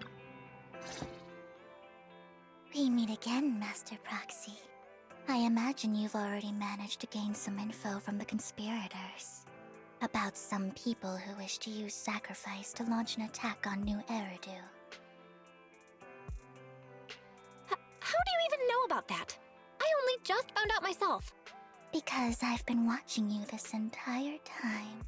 I know many things. But unlike those hypocrites, I'm willing to share info with you to show my sincere hopes of working together. I need to find Bringer's belongings. Bringer's belongings? Did he even leave anything behind? Oh, he did. I have complete confidence in my intelligence network. All the more reason for you to work with me. You've probably already guessed, but what Bringer left behind will be crucial for cracking the alleged sacrifice attack. Find it, and we'll finally know what they are after. Who do you mean by they? The Exaltists, of course. They're always lurking whenever something related to sacrifice comes up. Actually, the Exaltists and I, we have a bit of shared history. But no more than that until you officially agree to work with me. All right, I agree then. Splendid. I like people who don't mess around. By the way, might I ask, you're not proficient at in-hollow combat, are you?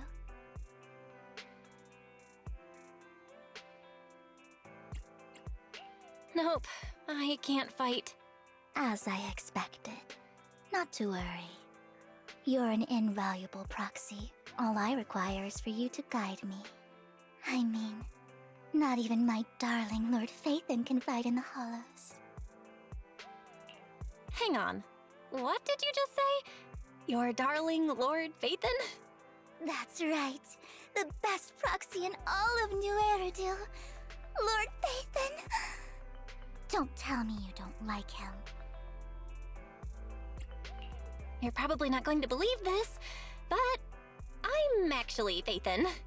You're an outstanding proxy, that's true. But Lord Phaethon's a cut above. No one could ever replace Lord Phaethon. But I know how you feel. You're actually one of Lord Phaethon's fans too, aren't you? So he's your biggest role model in life and you hope to become just like him, right? How should I put this? I'm not really a fan of Phaethon. I get it. You're ashamed. Because you love him so much. I went through a phase like that once. But it's okay to be brave and admit your love. Relax. I'm with you as you make your journey, fellow fan. Oh my. Once I start talking about Lord Phaethon, I just can't help myself.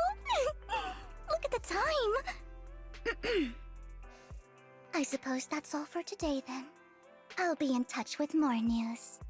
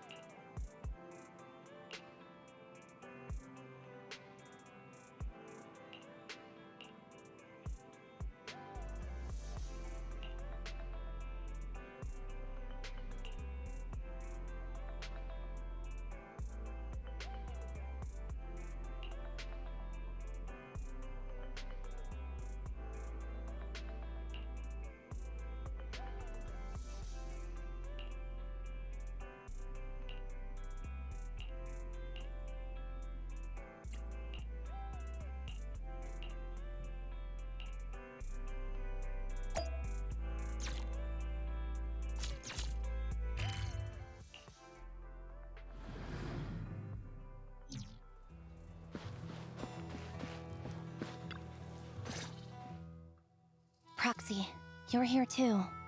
I didn't expect to run into you here.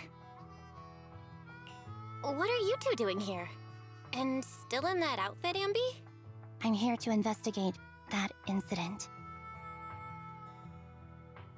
I've recently dug up some clues about the person behind the operation, but my key contact is ultra cautious and keeps demanding me to prove my identity. So, to gain her trust, I decided to meet her dressed like this. Now that everything is completely finished, this uniform doesn't really represent anything in particular. For me, it's just another outfit now. We all have to move on someday. I'm helping her. I want to make sure whoever's behind all this is caught. Ah, and who's this young lady? Her name's Vivian. She's my friend. We're here investigating a few things ourselves. Ambi, one of the Cunning Hair's most powerful members. And Trigger, an Opal Squad sniper. It's an honor to make your acquaintance. You know us? Looks like someone's done our homework.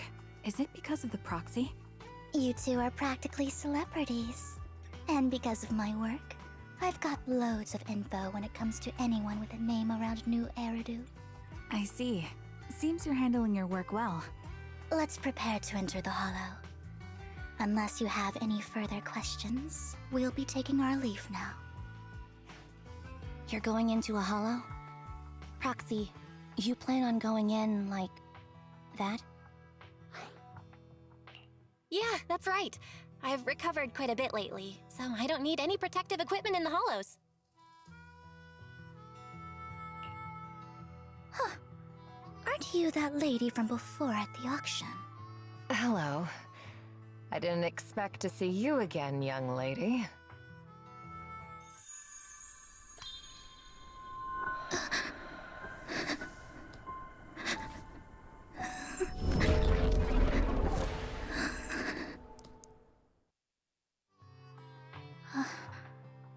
Vivian, are you alright? You look depressed. What's wrong, Vivian? Are you feeling okay? It's nothing. I just drifted off for a moment there. So then, what are you doing here? Don't worry. I'm not here to scam you. I'm waiting to meet someone. Don't tell me. You're my contact for intel? That's me. Ambi from Silver Squad, I presume? Pleasure to meet you. All right. I'm going to exchange some information with Miss Ambi here. So if you'll excuse me. You're not looking so good. Everything okay? I can tell you later, but not right now. Okay, that's all the information I got for you. In return, I want you to do something for me. Take me into the Hollow. I left something very valuable inside. I have to find it. Seeing as we were just about to go in ourselves, why not join us? It's fine by me. But didn't you say you were investigating something? It's fine. There's no rush. Right, Master Proxy. Huh? Yeah. There really is no rush. Sure, let's all go together. It'll be safer with more people, and we'll find your missing item more quickly. Thank you.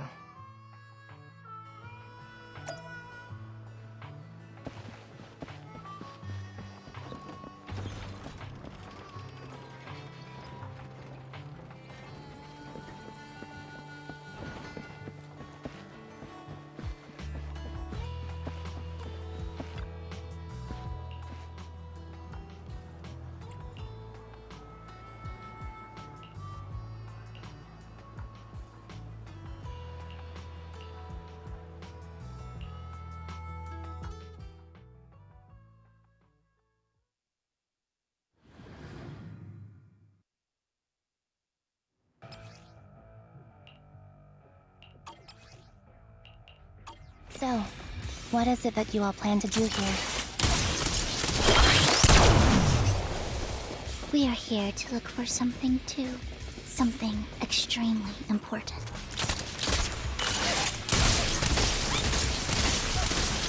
New Eridu's future may well depend on it. Recalibrating.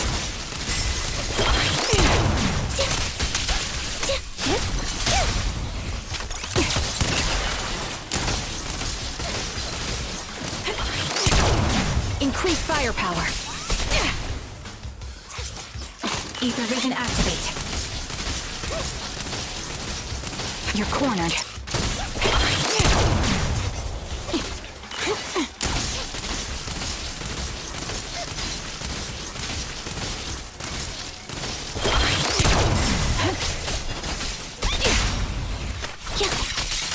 Hold in position. Recalibrating.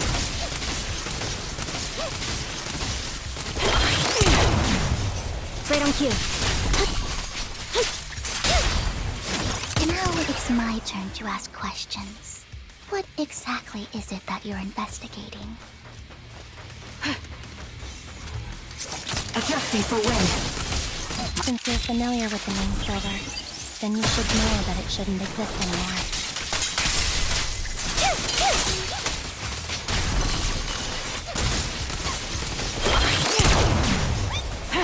What I'm investigating has something to do with it. Dissolve. Quick shot. Recalibrating.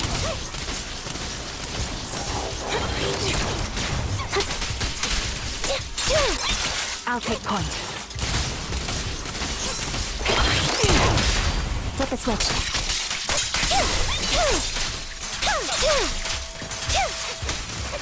Proxy, let's use that feature to head to the next location.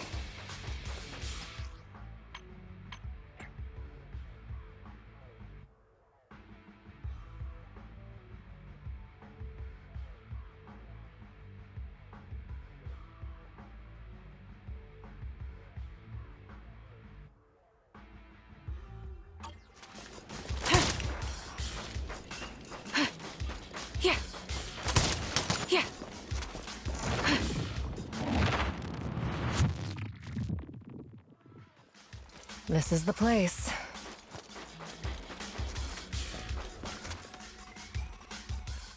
So, what is it that you're looking for? A ring. I was excavating ether here before and accidentally lost it somewhere. Please, could you all help me find it? It has to be somewhere among all this stuff here. Sure, I'll start looking. I'll go with you.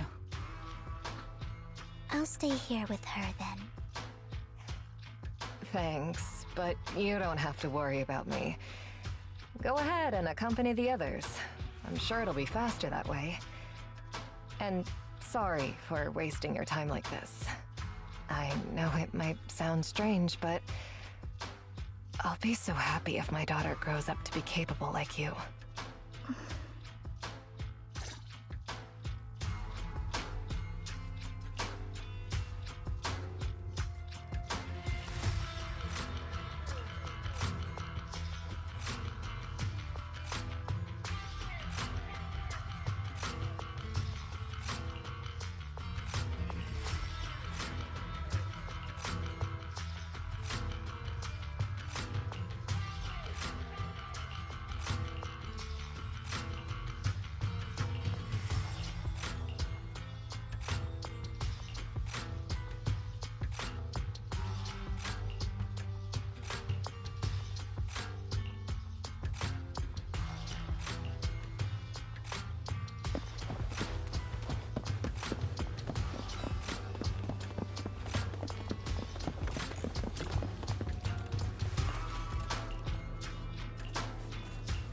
There's leftover food here. I don't want to imagine what's inside the bag.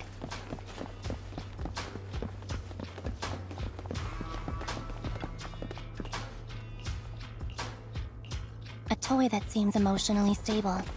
There shouldn't be a ring hidden in it.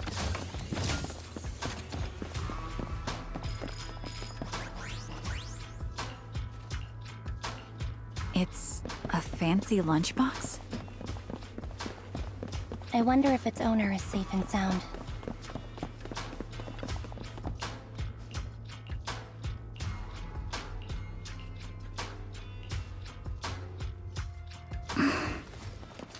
What's wrong, Vivian?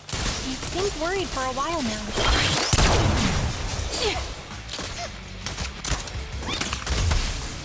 I'm worried about Sienna. Her location should still be safe.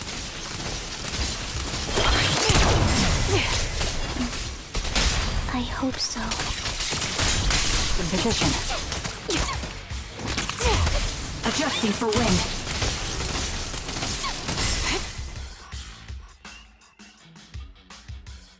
Could the ring be in that gas tank?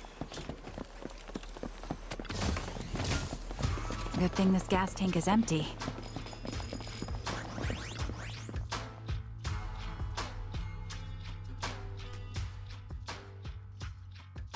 Her vital signs are gone. What happened? I guess this was her final scam. There's one thing I must remind you. Your time is running out. I'm not sure how you can tell, but you're right. I'm going to die in here. That's my plan. I'm very sick and don't have much longer. If I try to get treatment, it'll just be a burden on my daughter. So I scam my way through a bunch of physical exams and managed to take out a hollow corruption policy through Ravenlock Insurance.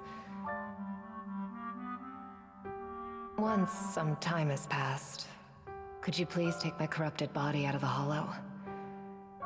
That will secure a generous compensation package for my daughter.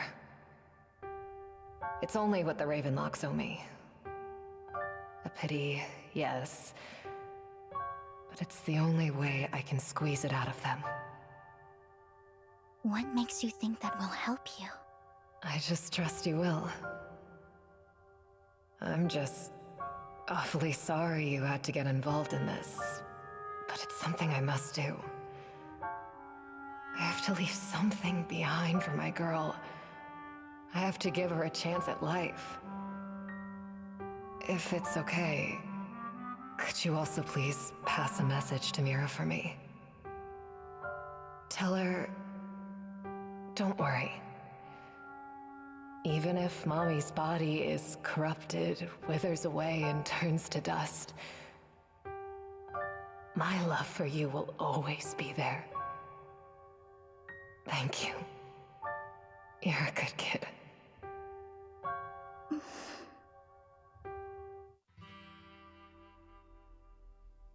She was betting that we'd help her. So, you were aware of this the whole time? Yes. Because I saw it.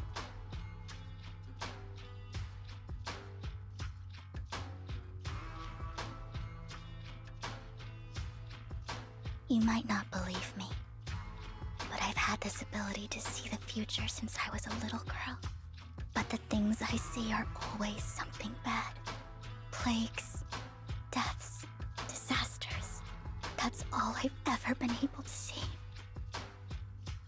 It's all that kid's fault! She's seriously jinxed. I always try to avoid her. Otherwise, she'll say something rotten that ends up coming true again. Prophecies, she says. Like she's not the one bringing the bad luck upon us. It wasn't me. I didn't do anything. Sorry. I'm sorry. What good is saying you're sorry? Things like this keep happening every time you open your mouth! How unlucky. She shouldn't be here. Nobody wants her around.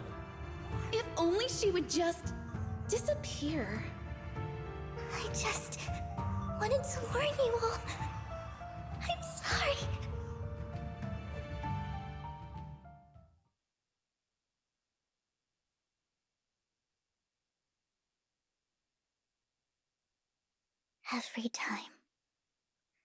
Every time it's the same. In the end, there's nothing I can change.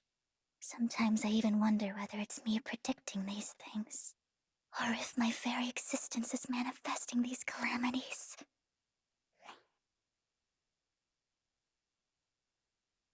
Vivian, it's not your fault. You were just trying to be kind and warn them about impending disasters. I can tell it's never been easy for you. Thank you. No matter what. I just hope she finally gets to rest in peace. I hope no misfortune, whether I foresee it or not, ever happens to anyone.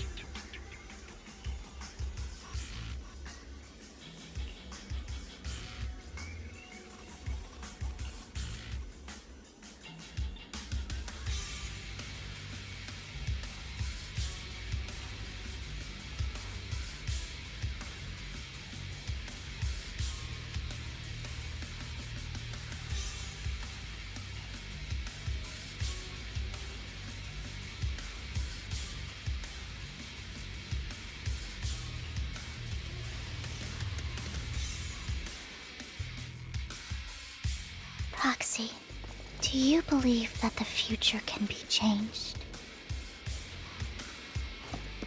Leave it to me, Ed. Whoa, that's kind of an out-of-the-blue question.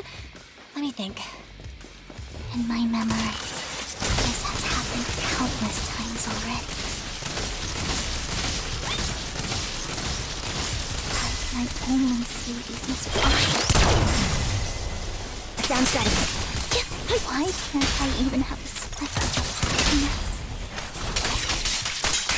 Savior's ether vision activate.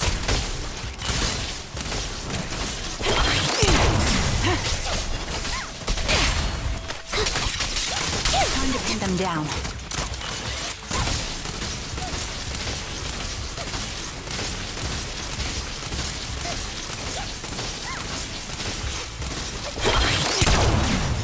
Roxy, the The fissure that we're looking for is up ahead.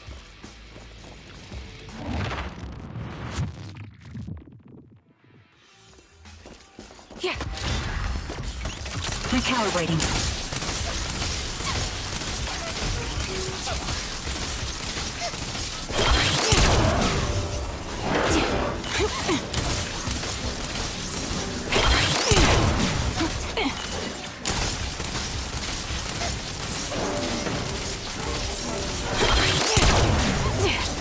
Right on cue. The target's weary. This bullet will reach its mark.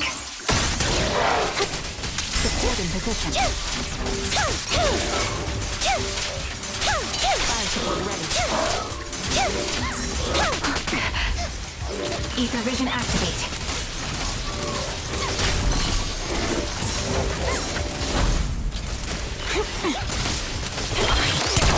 Target locked. A perfect conduit. Loyalty. Show no mercy. Now you pay. Recalibrating.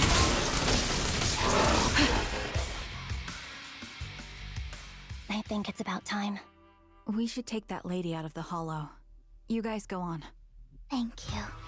She gave us the intel we needed, so this is the least we could do. I hope everything else goes well for you. Master Proxy, is there anything you'd like to know? You can just ask. I'm curious about your story, Vivian. But we can talk more once you feel ready. Don't worry, I can wait. You're the first person to ever say that to me.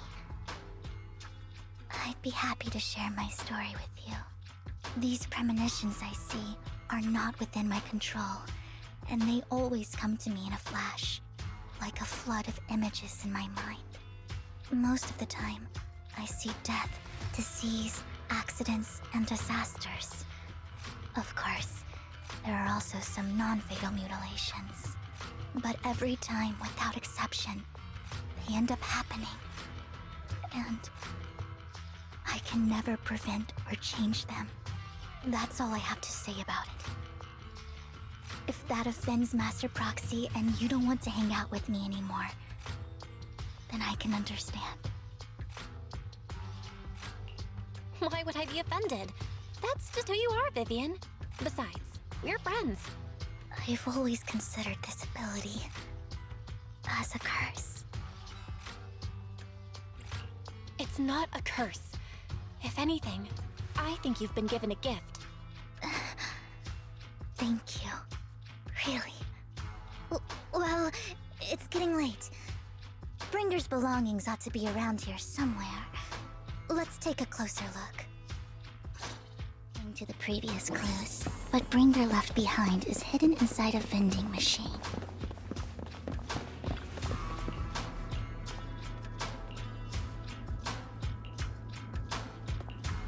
Looks like it isn't in here.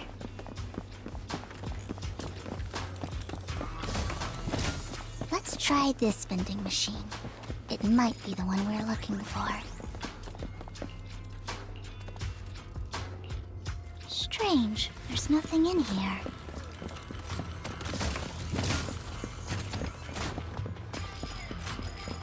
This vending machine looks a little suspicious too.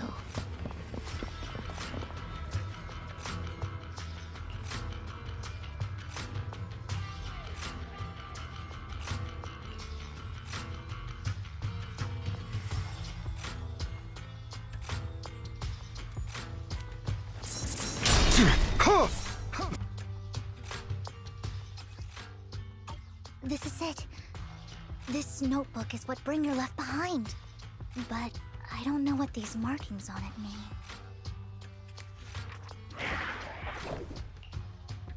Well, hello, Master Proxy. It's been a while.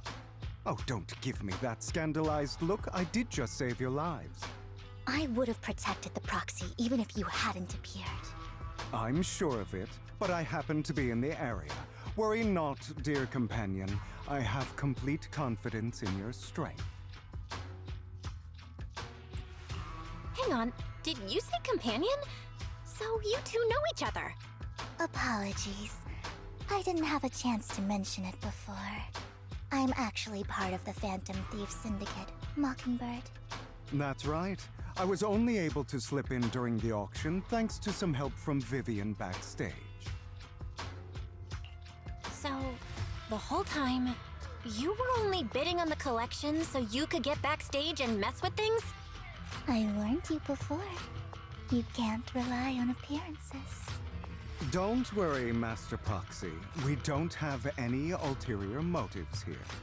As you've probably heard, Mockingbird is a renowned Phantom Thieves syndicate in New Eridu that, despite its longevity, has managed to maintain the secrecy of its members' identities to this day. So, disclosing our identities to you is essentially the highest sign of good faith that a Mockingbird Phantom Thief can show. That sorta makes sense. Your trust is most appreciated. Mockingbird's purpose is very simple, really.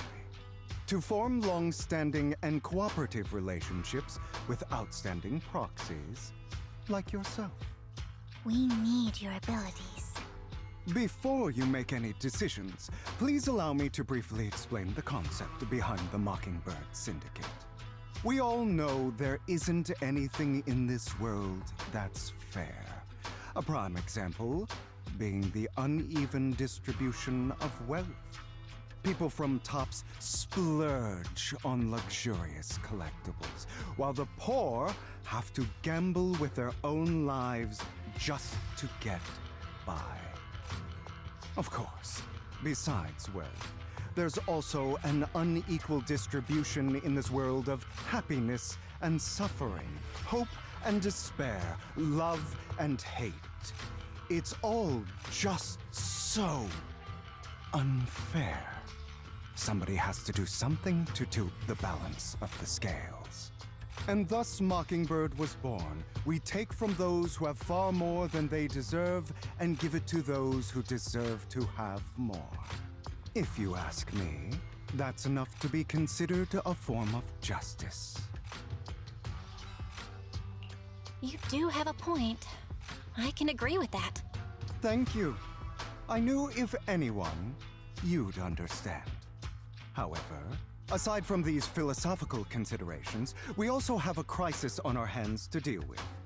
As you know, the Exaltists are plotting to use the power of sacrifice to launch an attack on all of New Eridu.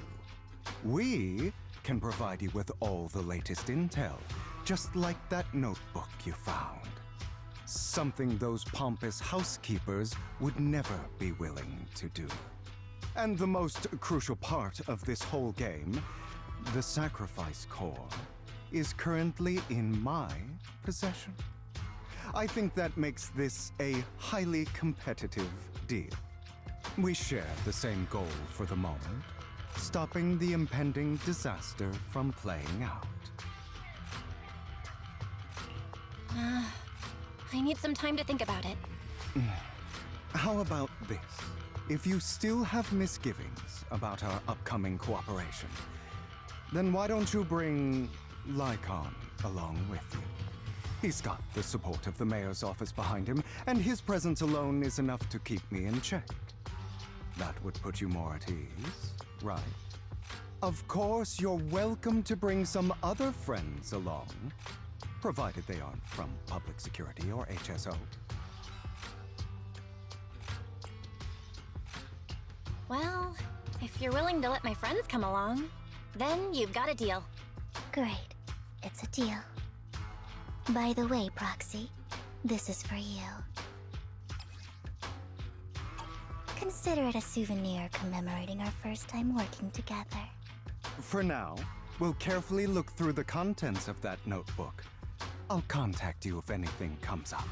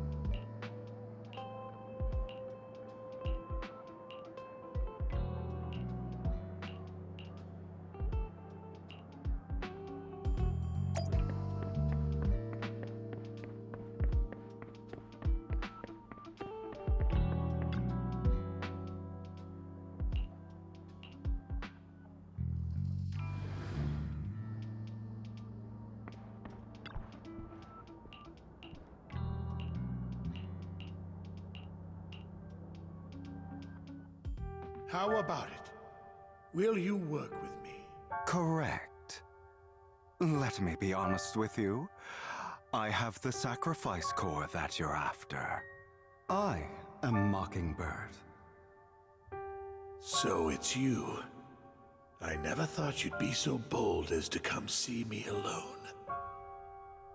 Relax, my friend. As you know, if I can sneak into such a heavily guarded auction, then naturally, I can just as easily slip away right now. I'm here with the sincere intention to seek cooperation. I can give you that sacrifice core. And what do you want in return? Wealth, glory, power. The things everyone else in the world wants, I want them too. And I'm confident that as the current heir to the Ravenlock family, those are all things you can give me.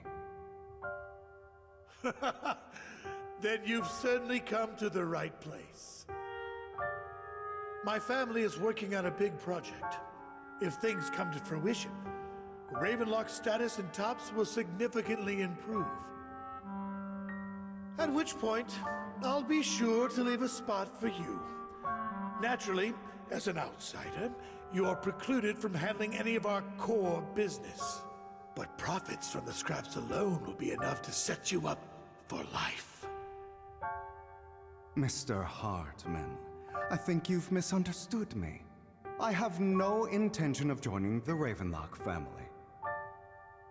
In fact, I have an art gallery under my name that does pretty well for itself. I was hoping you could recommend me for Tops. You want to join Tops? That's easier said than done. Even for a family like ours, it would still require significant effort and... Just answer me yes or no. I don't think either of us can afford to waste time. I understand. Yes, you have my word. But in exchange, you'll have to give me the sacrifice core first. I'm sorry, but I'm afraid I can't. I've already hidden it somewhere safe, a place nobody else but me knows. You don't want to put all your chips on the table when dealing with Tops. I know that far too well. Then that means I also need to keep an eye out when working with the infamous Mockingbird, right? Mr. Hartman, I should remind you that I stand before you undisguised. Coming from a phantom thief who's never publicly revealed his identity, shouldn't that be sufficient assurance? If I betray you, then you merely need to lift a finger to wipe me from the face of this world. You do make a valid point there. In that case, you have a deal. I appreciate your trust. Why don't we celebrate our new partnership with a toast?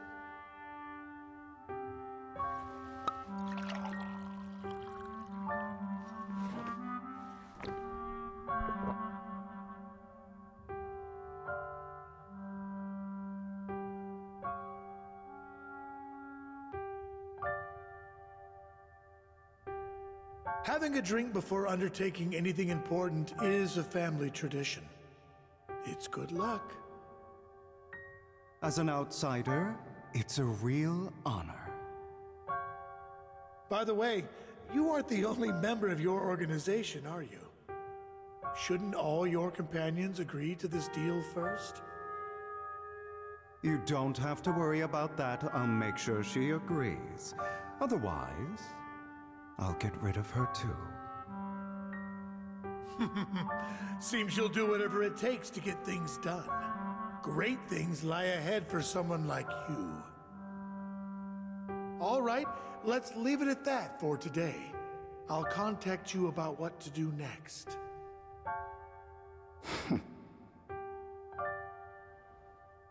That's him! He's the one who killed Serena! She was the only one who was ever any good to him, right? That's how he repays her?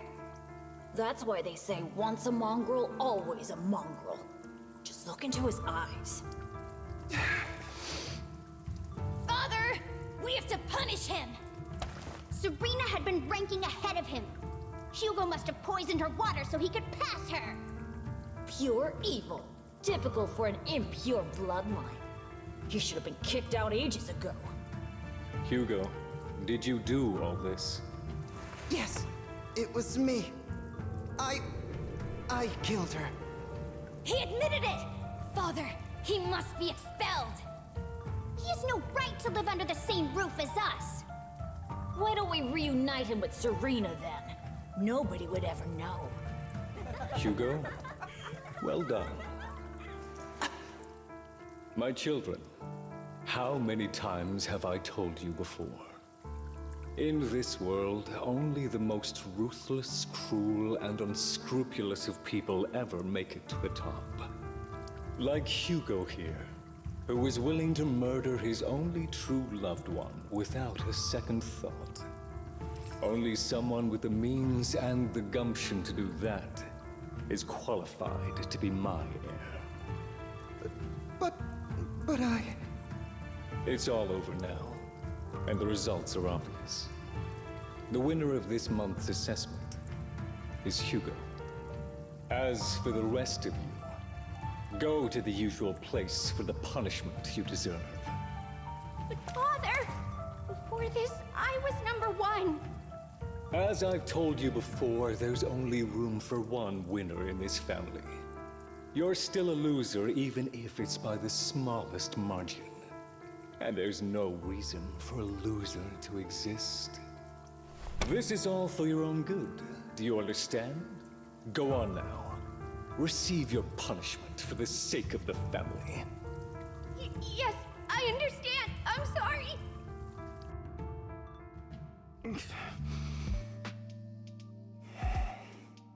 That really brought up some unpleasant memories. It won't be long. Soon, it'll all be over.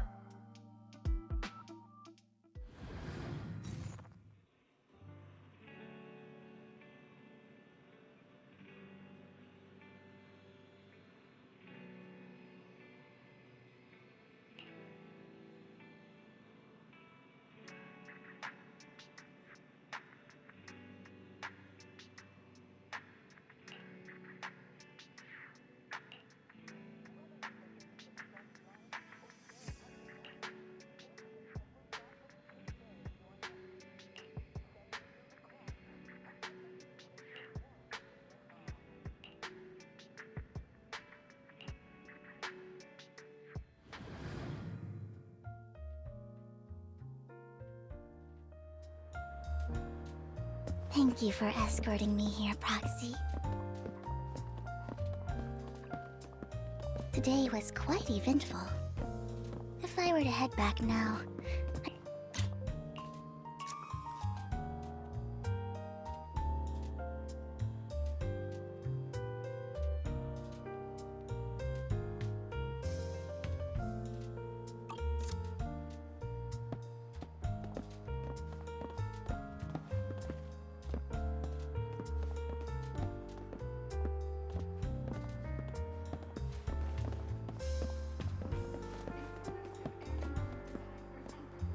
you're a child that only brings misfortune. People have been saying that about me for a long time.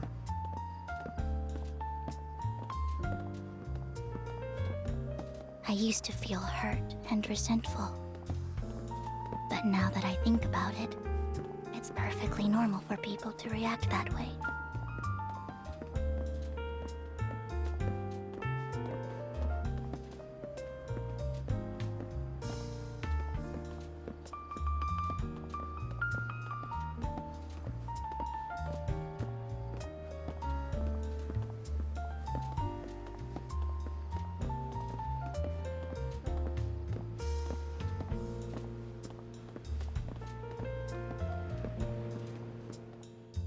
Why Why do I only predict suffering?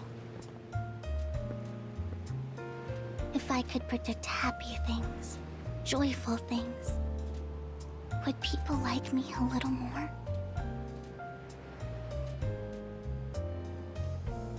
Maybe fate truly is set in stone.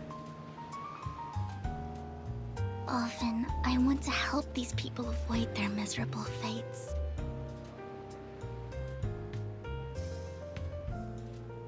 For a time, I even thought that I was successful, that I could change people's destiny.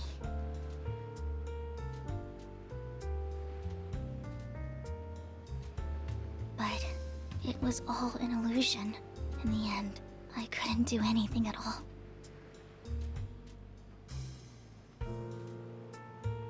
So, I was really happy when you said that my abilities weren't a curse, but a gift.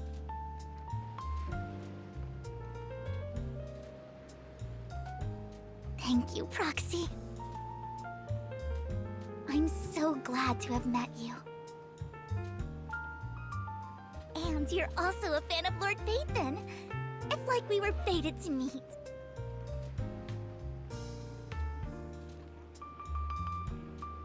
I don't know why, but I feel completely at ease when I'm by your side. I feel like I'm free from judgment, from blame.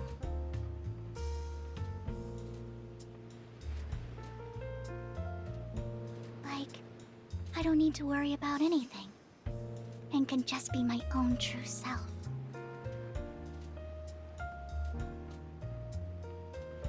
Perhaps people really do possess an aura, and ours just so happen to be extremely compatible.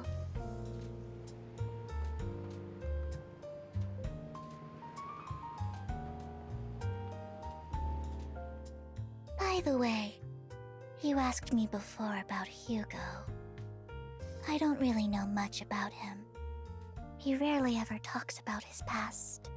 But judging from his eye colors, you can guess he's probably the bastard son of a renowned family. I think his mother was very worried about his different colored eyes, and even wanted to get rid of him at one point. But then his family offered a huge price and bought him off his mother for some reason. And just like that, he moved from a leaky and drafty boarding room to a luxurious mansion. But he's also mentioned that the extravagant home is actually like hell for him. I think it's probably because the family treats him terribly. I digress. He ran away and ended up meeting Lycon and his master. After that, they formed Mockingbird together and experienced a rare period of happiness. Until Lycon's betrayal.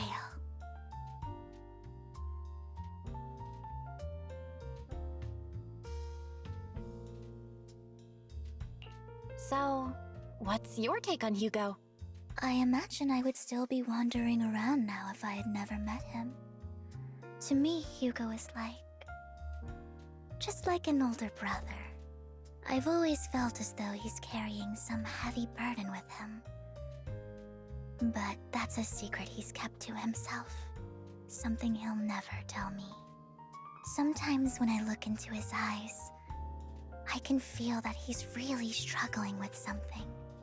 Even though he may say some extreme things, Hugo really isn't a bad person.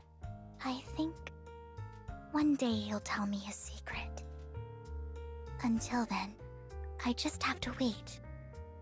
Wait and trust him.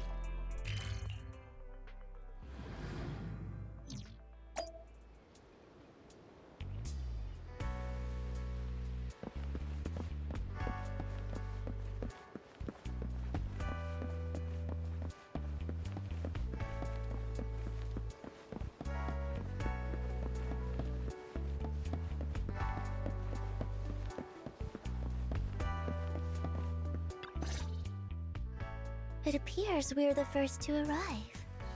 I thought we were running late. This might sound weird, but it's nice to think about getting to work with you from now on. I don't really know why that makes me feel so happy. Oh, it's because we're fellow fans! Anyone who likes Lord Phaethon can't be a bad guy.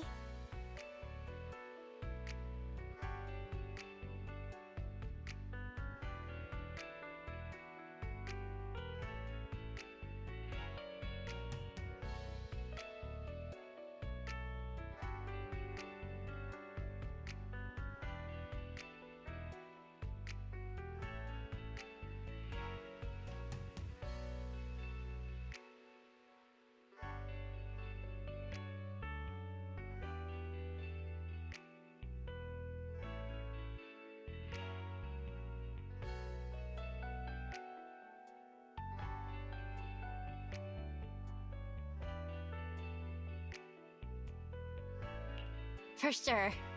Of course, Lord Phaethon is the greatest there will ever be, but you're definitely the best proxy I've ever met in person. Hugo told me before that you're really skilled, and he said we'd get along great. I never expected he'd be so right. Oh, by the way, would you like to come by my place if you have time later? I have a huge collection of Lord Phaethon merch. Phaethon, Lord Phaethon doesn't have any merch out there, right? I mean, we don't even know what he looks like, for starters. It's all my own original merch, like screenshots of old Internet comments. I print them out and turn them into postcards. Plus the avatars Lord Phaethon's used, the music playlists they recommend. I've organized it all. I'd love to show it all to you if we get the chance.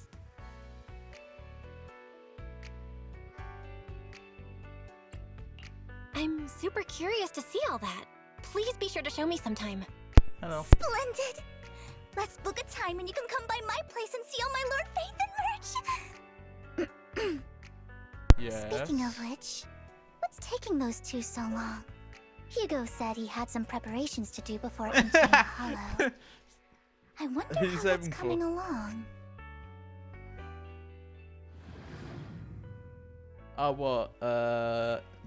Saber. You picking up Saber? I've dropped Saber.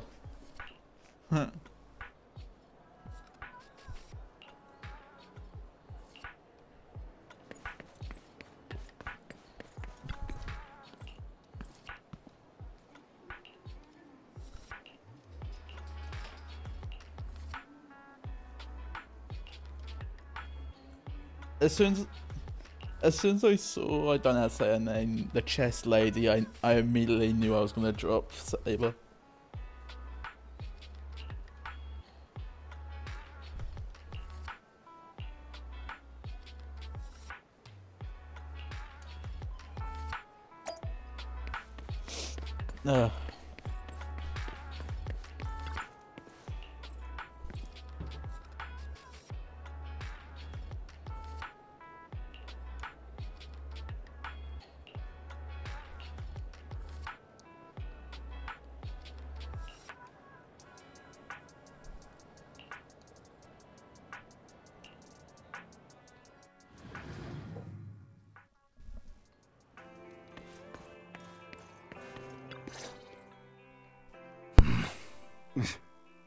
This is getting to be more than just a coincidence, don't you think?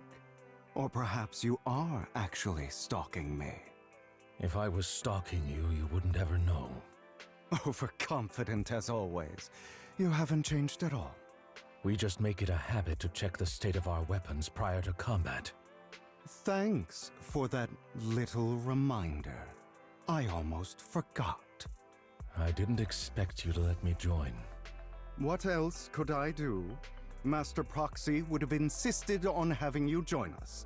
I never expected for us to have a chance to enjoy some pleasant conversation like this, without our weapons drawn, that is. It really has been too long. I still remember when we first established Mockingbird.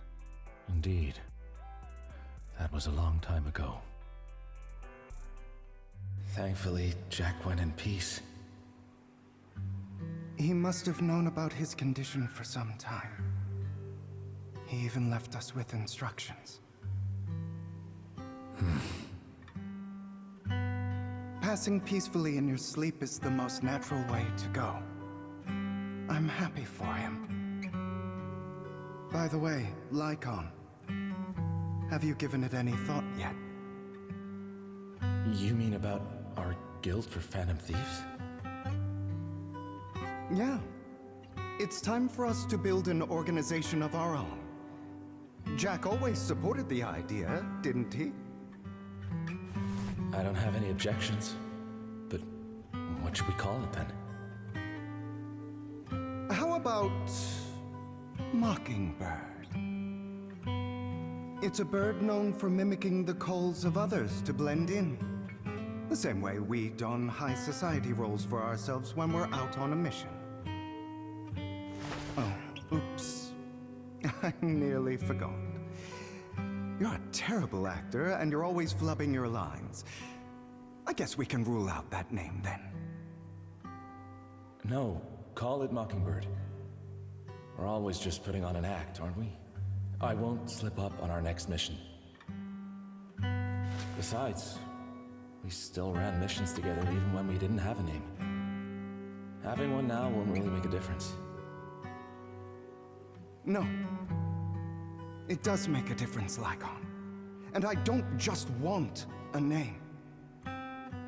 I want Mockingbird to become a symbol, like the sword of Damocles hanging over everyone's heads, striking fear into the hearts of the rich and cruel whenever they hear the name. Just like Jack used to say, this world isn't fair. So that's why we have to influence it however we can, and change things in our own way. But on the basis of not causing harm to other people's lives. That's also what Jack used to say. You remember, don't you? Of What course game? I remember. All right, I promise. In which game? That sounded pretty forced. Like, don't forget, Conclave. things don't end well for people who break their oaths. Oh, I'm good for my word.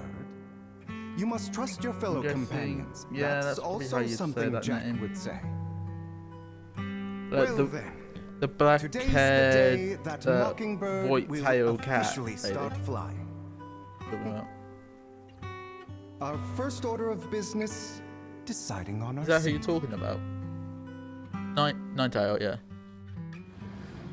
Just making sure.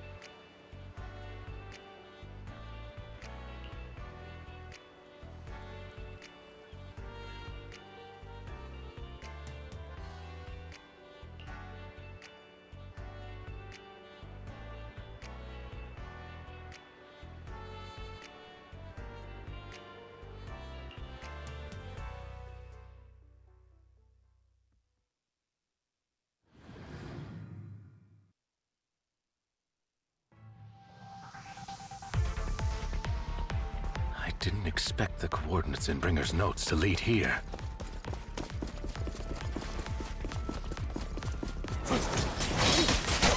Oh, are you familiar with this place? More familiar than you, it seems. Proxy, if they're being too noisy, can I take action? In position.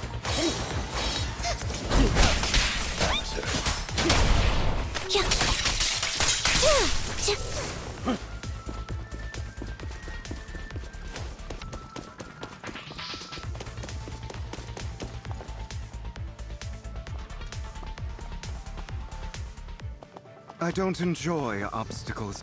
The generator room should be nearby. Over here. Master Proxy, I hate to be the bearer of bad news, but there's something wrong with the circuit. It seems to be blocked. Don't tell me. Victoria Housekeeping's high and mighty attendants can't even fix a simple circuit. I can fix it, but I'll need a circuit diagram before I can do anything. I've seen diagrams for this type of circuit before.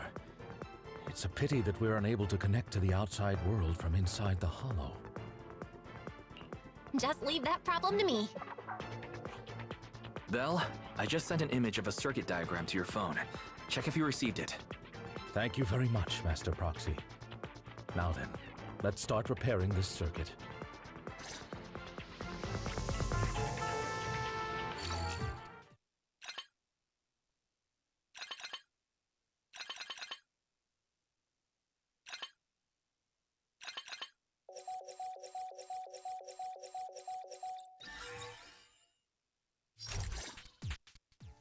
The circuit is fixed. We should now be able to open that door. Wait up. Wait a second. Something just doesn't add up. It's all coming together now. Communicating with the outside world from within a hollow. And getting that circuit diagram. In theory, there's only one person who could ever do that. Could it be your Lord Phaethon? Impossible. There's no way. But then again, only Phaethon could have done that. I mean, you're an incredible proxy, sure. And you're a good person. But could you really be Lord Phaethon? That's me. I'm Phaethon. Sorry, I just never had the chance to tell you. Unbelievable. Lord Phaethon! I've been your biggest fan for years now! Goodness me, Lord Phaethon was right in front of me all along, and I had no idea. This is like a dream. Could you... I mean, if you're willing, could you please give me an autograph and a group photo and... Anything you want. We just gotta get out of the hollow first. Oh! Okay, sorry. Guess I got a little too excited. Anyone would be enraptured meeting someone they admire that much. Yeah, if I ever met my favorite movie director, I'd be the same. We should keep moving. This isn't the best place for idle chit-chat.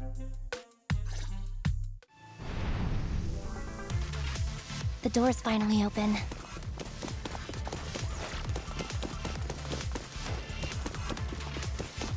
The proxy is Phaethon. Phaethon is the proxy.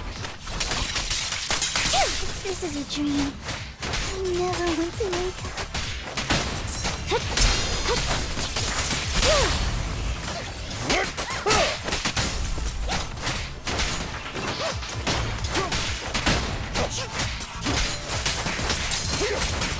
The fissure over there should lead to our destination.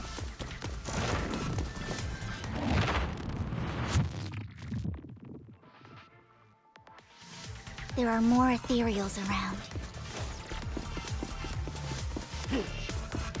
Lyca, Your fighting style wasn't so reserved in the past. In position. I've matured. Be gone! You call this mature? You're just being pretentious.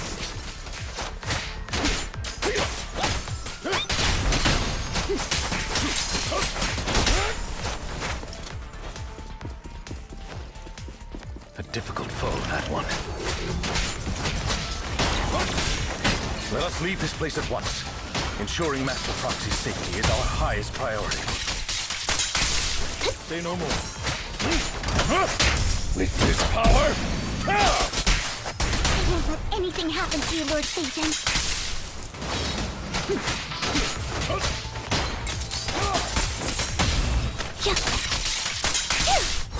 I won't back down. Understood. Take this.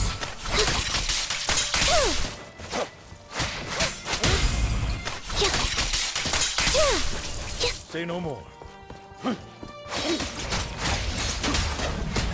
Fall back.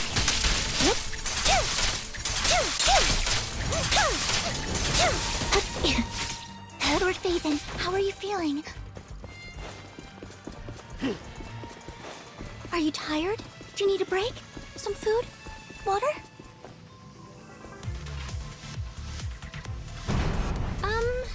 Thank you for your concern. Master, a complex mechanism has been detected ahead. To pass through, you need to activate all 3 smaller mechanisms. Suggestion: split up and handle them simultaneously to save time. So, we have to head to 3 different places to crack this thing. Huh? We're splitting into 3 groups? In that case, I'll protect you, Master Proxy! I can take care of one myself. That leaves the last one to me, then.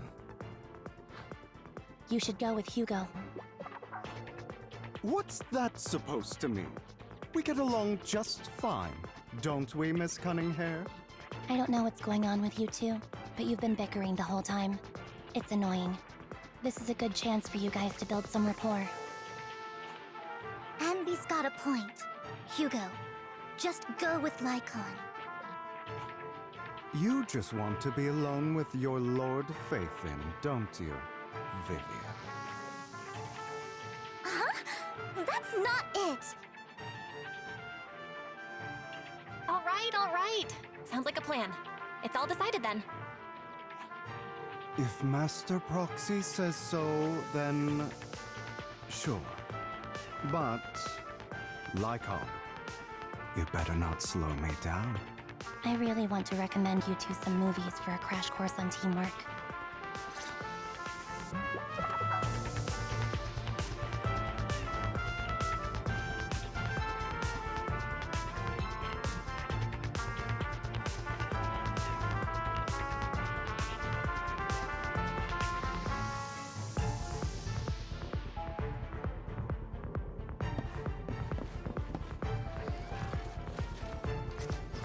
Lord Phaethon, there are too many ethereals here.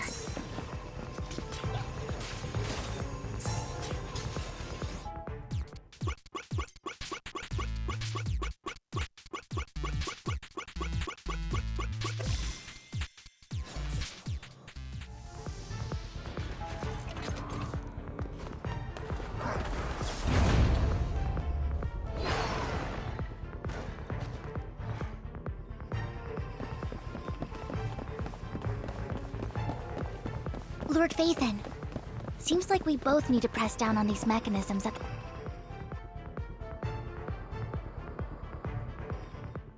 Sure enough, Lord Phaethon and I share a deeper connection. Sorry, I hope I'm not being too forward. Goodness me, somehow I'm fighting alongside Lord Phaethon. It's like all my dreams are coming true. I'm going to wake up any second now, aren't I? No, this isn't a dream. I'm real, see? You can even hold my hand. Not only is Lord Phaethon incredible, but super kind. That's it. I pledge to be a die-hard Lord Phaethon fan until my very last breath. I'm happy to hear that, don't get me wrong. But why do you like Phaethon so much, Vivian? Lord Phaethon is my light. The one who saved me in my darkest, most desperate times. Like a deity who rescued me. You probably don't remember, but you really did save me that day. Wow, it's so embarrassing to say all this in front of you. Sorry, I hope I'm not bothering you too much. Of course not. Thank you for your loyal support. I should be the one thanking you. Just being able to see Lord Phaethon makes me the luckiest person in the whole world. Sorry to keep babbling like this. I wonder how the others are doing. I'm sure Anby will be able to manage. She's great at this kind of stuff. But as for Hugo and Lycon, let's just hope they don't get into a fight with each other. There are too many ethereals here. Though, it's not a huge problem.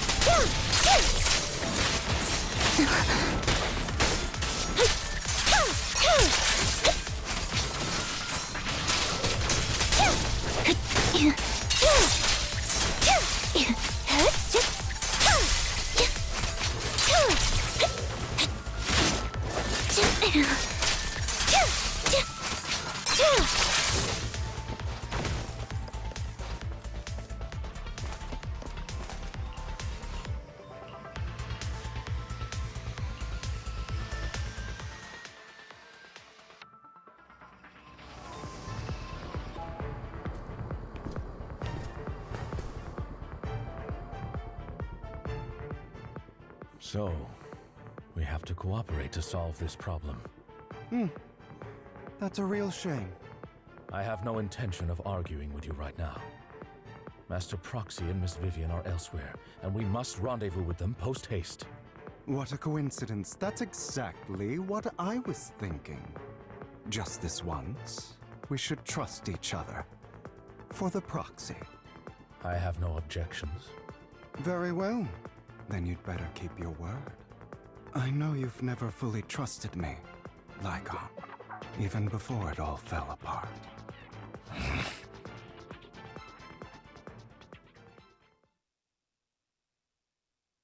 You wanted to speak to me alone?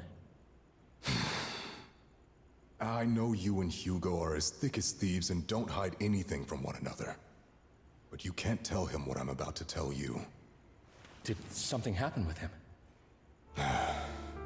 Hugo is an intelligent and gifted child. He learns everything I teach with ease. In time, he'll grow beyond me. Reach a place where people will marvel and look up to him as a beacon. Yeah. As much as I hate to admit it, he always picks things up just a teeny bit quicker than me. But none of that matters, because I can overpower him easy. I don't think being gifted is a good thing for him. What do you mean? He bears a dark and painful past. What he was taught, the hatred he was faced with, everything he picked up. It's all become an integral, inseparable part of him. I believe that beautiful flowers can blossom even in the darkest abyss. But the roots of that flower would draw from evil instead of good. Hatred instead of love. It's a curse that flows through his lineage. A curse that fate branded him with. I've seen far too many people like that throughout this long life of mine. They struggle with this curse their whole lives. But they all end up failing in the end. The path of light is narrow and fleeting. And the darkness is filled with such temptation that dropping your guard for even just a moment can send you spiraling straight into the abyss. Do you mean Hugo's going to be a bad guy? I don't know. I hope he'll always stay true to his heart. That he won't give in to hatred and ambition. That he won't become the dragon that must be slain. But he has inherited the seed of evil. You cannot let it take root. I'm afraid I won't be there to help you. There's not much life left in this old body of mine. So then, Lycon, promise me now. You must hold his chain tight. To restrain him. To stop him.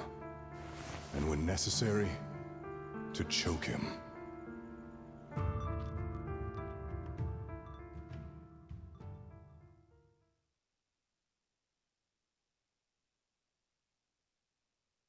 You've become slow. Or maybe you've been on guard against me this whole time, and that's what's slowing you down. Looks like I was right. Lycon. I hope you're aware that the one who betrayed Mockingbird and went to work for the Mayflowers was you. Not me.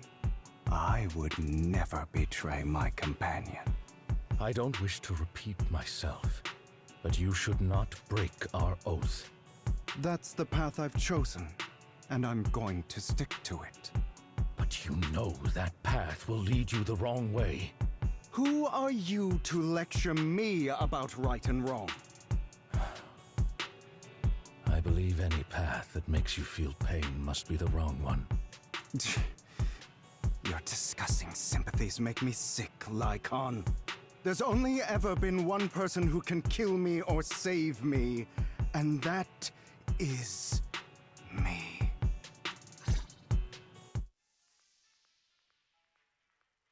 Great, it worked!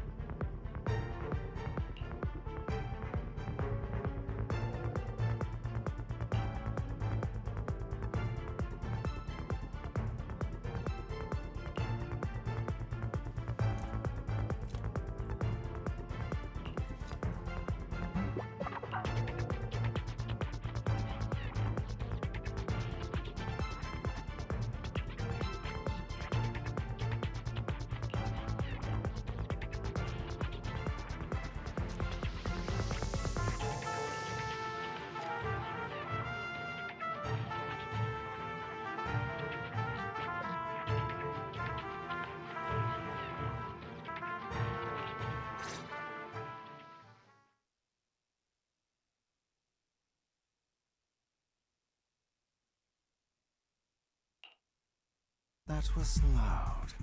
What's happening up ahead? Hold on, everyone. I'll go check it out. It's probably multiple ethereals attacking. Just in case, I'll go with you. Vivian, you should go with them too.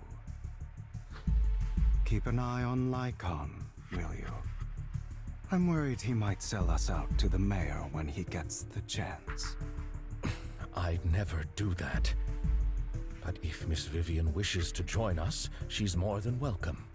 Okay. Then I'll go with you.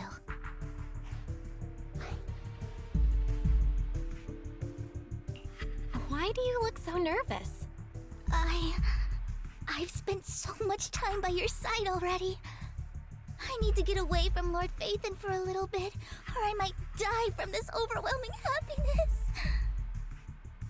If that's the case, Miss Vivian, feel free to come along with me. Okay. All right. So, how does it feel to be worshipped, Lord Phaethon? You had that figured out a while ago, didn't you? Sharp as always. But of course, I couldn't spoil it for her. She has to figure it out on her own. That's what makes it special. Not only that, you asked Lycon and Vivian to leave for a reason. Is there something you'd like to say to me? I can't keep anything from you, can I? I've always treated Vivian like my own little sister. Maybe it's just a coincidence, but she looks a lot like Serena. I think I mentioned it before. Serena was my half-sister. She passed away a long time ago. Vivian adores you. Whether you're Faithin or just Belle. Of course, I also have a lot of respect for someone like you. Strong, fair, and genuinely kind. So I hope... I beg you, please keep her safe. Hang on. What's that supposed to mean?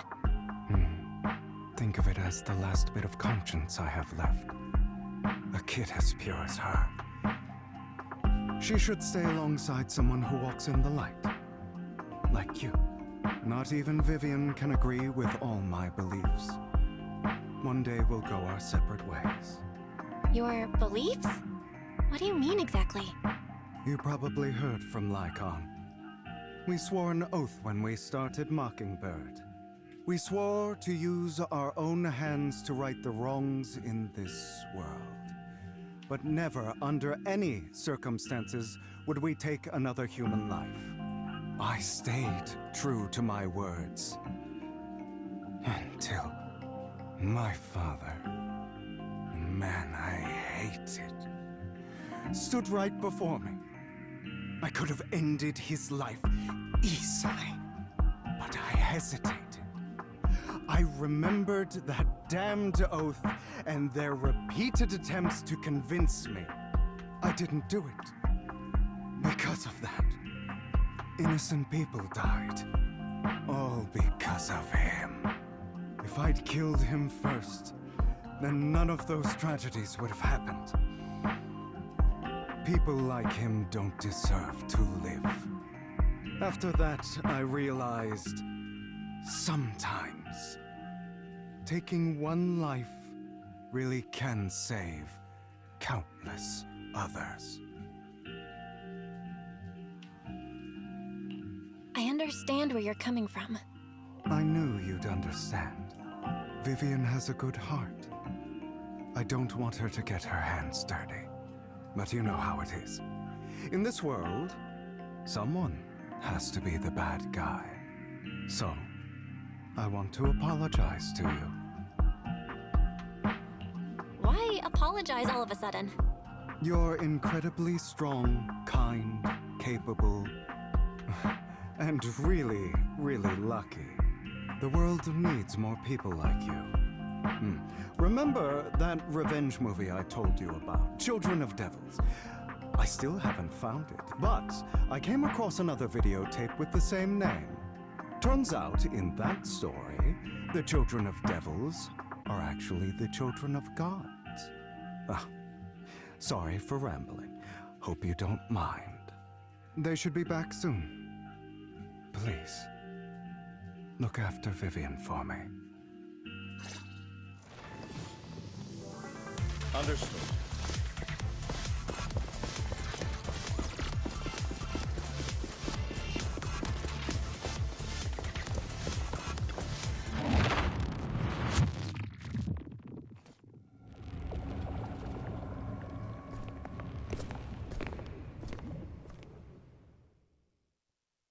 What is this?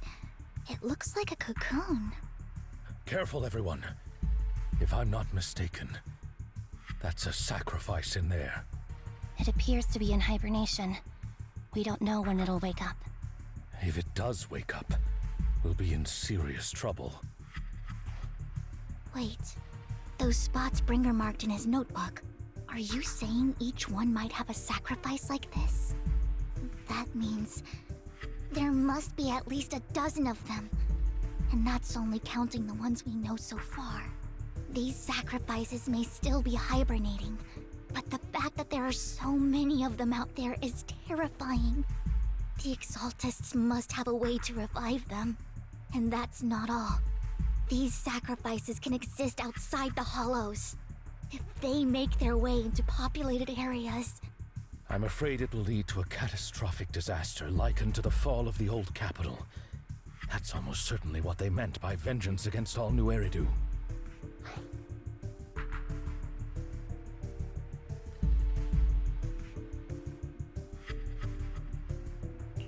Let's find a way to get rid of these sacrifices. We can't let the Exaltists have them. Thank you for helping me find this sacrifice. But sorry, kids. You won't be the ones to keep it. It's that annoying old man. Why is he here? I'd advise you to choose your words wisely, young lady. You are from the Ravenlock family. So it was you. That face. Oh, I know you. I heard about what happened to your friend. Truly unfortunate. If only she'd been smarter. It seems your goal was this sacrifice all along. You've been tailing us, haven't you? Keeping your distance so that I wouldn't notice. As expected of a Wolf-Thyran, you are very perceptive. That's right. All thanks to your ex-partner, we were able to carry out our plan smoothly. My ex-partner? I'm not exactly happy being called that, but what he said is true.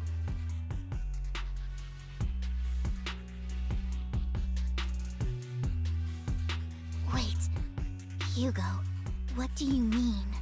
I made a deal with Mr. Hartman in advance.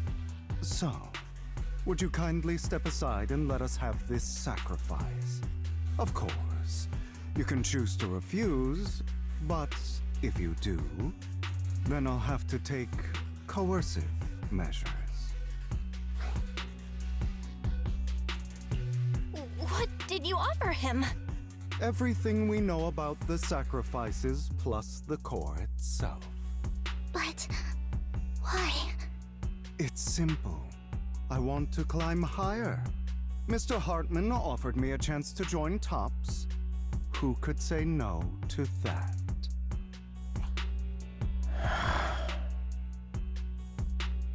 No. Impossible. You promised to help me investigate the Exaltists. You told me the whole point of Mockingbird was to do anything it takes to bring a little justice to this world. Was all of that just a lie? You're just too gullible, Vivian. I also told you, everybody lies. To hide their true intentions, people lie so smoothly, they don't even bat an eye. You... What a wonderful show of betrayal and backstabbing! Bravo! I've got no interest in your little feud. But would you all be so kind as to step aside? My men still have some delicate handiwork to do. To extract that sacrifice behind you. Over my dead body. Hugo, why in the world would you do that? Instead of wasting your time on idle chatter, why not focus your energy on the battle ahead? A perfect conduit. Your plans will never succeed. It's useless. Don't you get it? You're not just going against the people in front of you. You're not going against me. What you deserve. Mind the blind spot. Stand still. Rather, the entire Ravenlock family, even the whole of TOPS. Time to hunt. There's no chance of victory for you.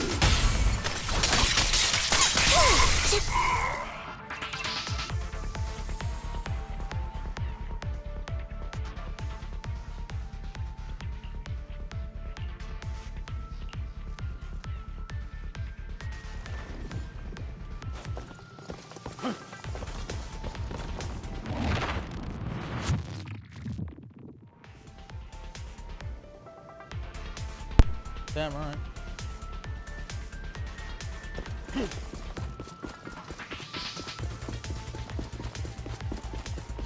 Hugo, don't make a choice you'll regret.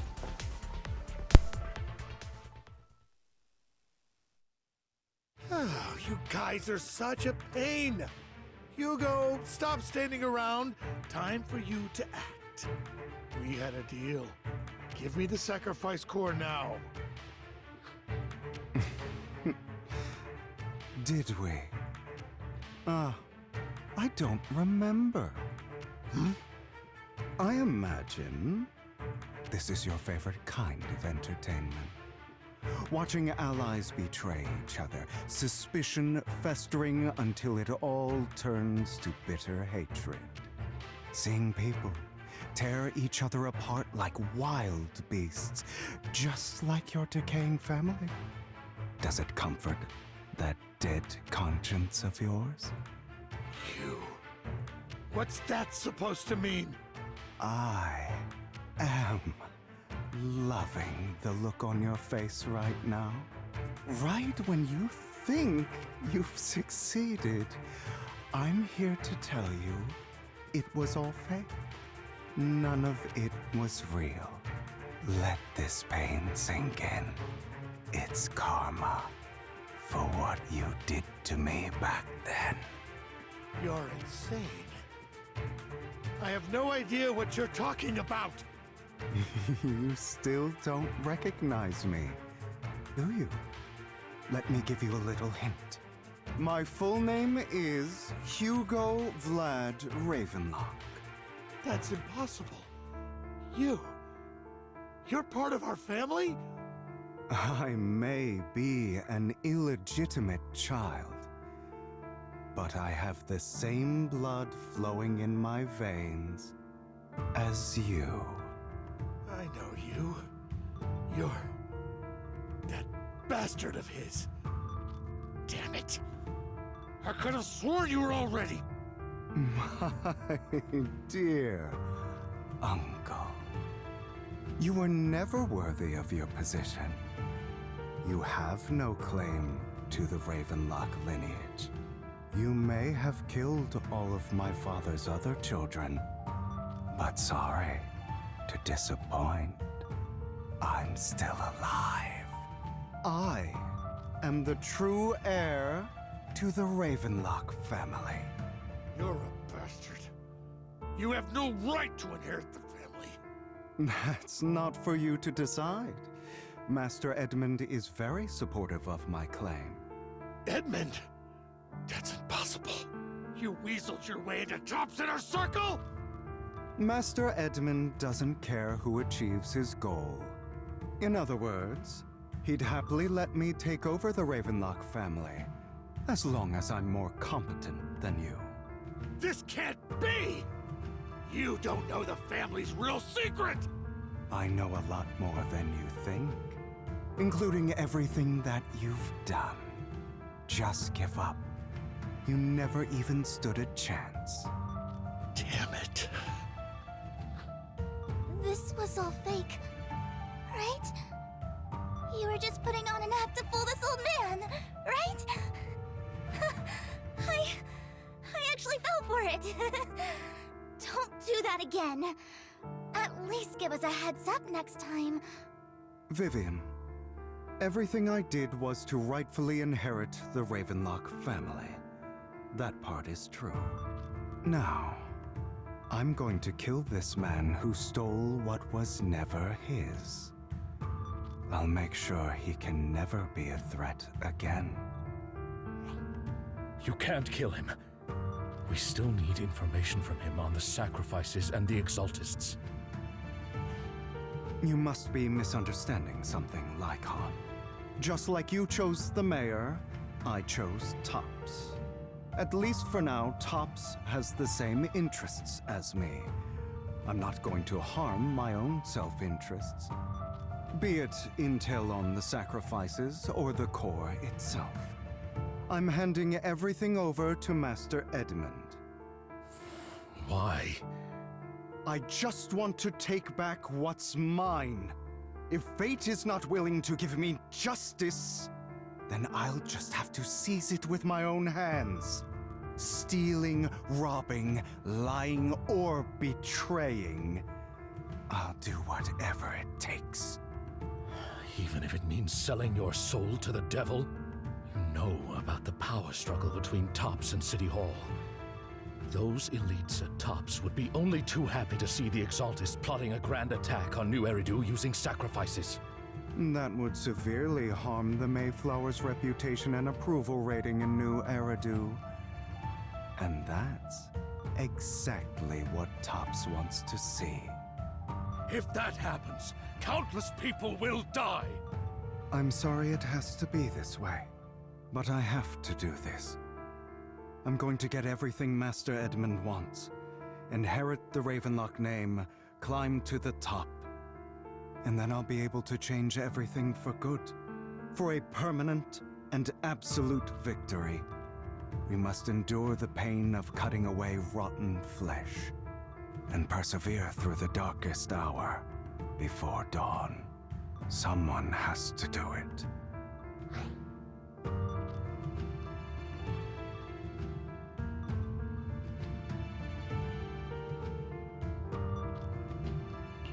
I don't really agree. Sounds like some twisted logic to me. This is the path I've chosen. Without power, resources, or strength, we can't do anything. Mockingbird is the perfect example. All the talk about using our power to tip the scales of justice and hover over them like the sword of Damocles. It's just a delusion. In their eyes, we're nothing but annoying gnats. Mockingbird has never really changed anything, or saved anyone. Never in the past, not now, and never will in the future. None of it matters.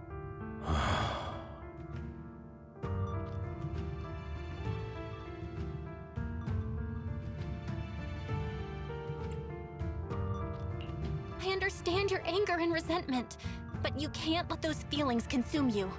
Sorry, Proxy. I know what you're trying to say. But this isn't some children's story of a dragon slayer becoming an evil dragon. Sometimes, to slay the dragon, you must first become one. With sharp claws, rending fangs, and strength enough to destroy anything. So I will bloody my hands. I will carry the weight of my sins. I will become the Abyss.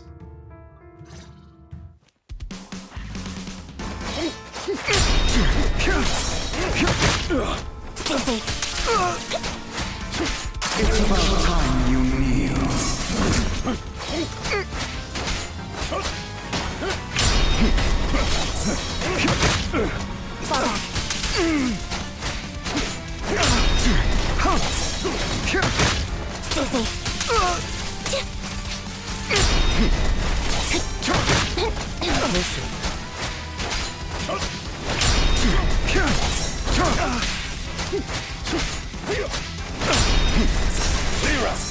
Out of my way.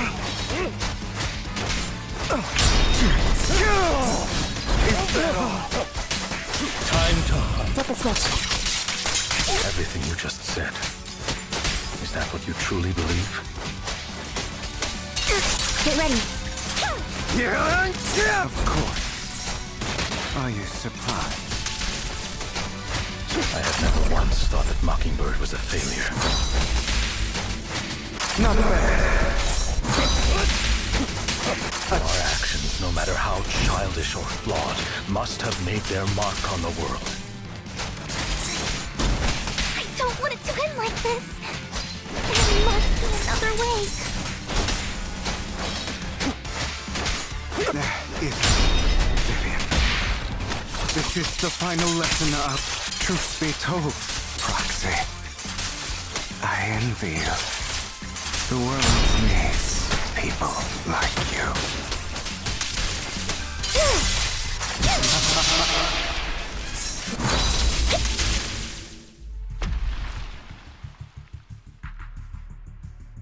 All right, you got me. But too bad. I have my own methods.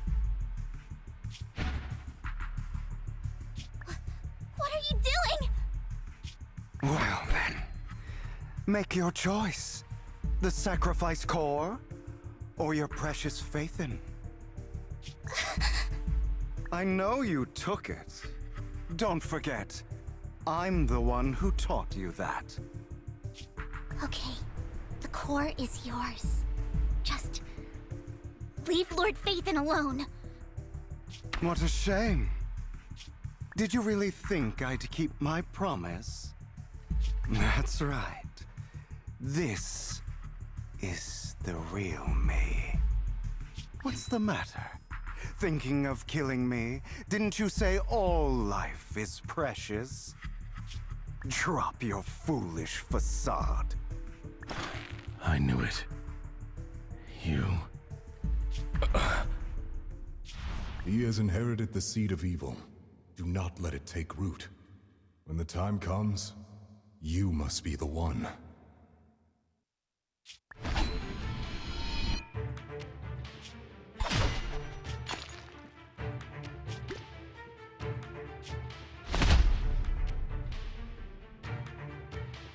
Go on, kill me.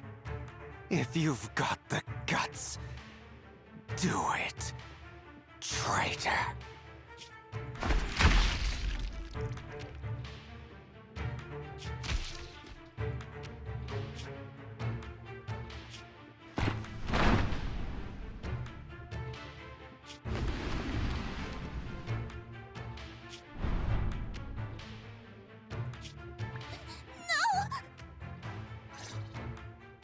Master Proxy, are you okay?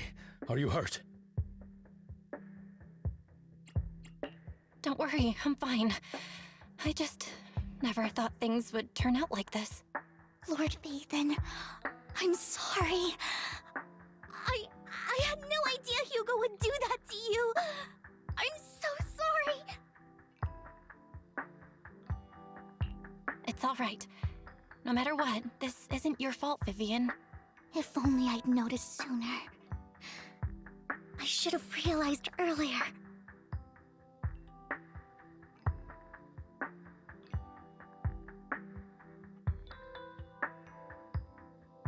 Hugo, he... That's a hollow down there. If you need, I can arrange for someone to go in and search for his body. That isn't necessary. To be frank, I thought you'd hate him for his betrayal, Miss Vivian. I do hate that he's keeping things from me, but all these years, Hugo's been like family to me. I believe he's still with us.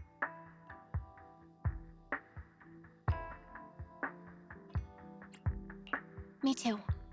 There's a chance he's still alive. I'm terribly sorry, but I must tell you, it is impossible for Hugo to be alive. My hand went through his heart.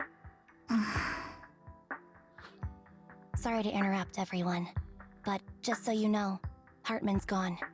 Probably slipped away during all the chaos.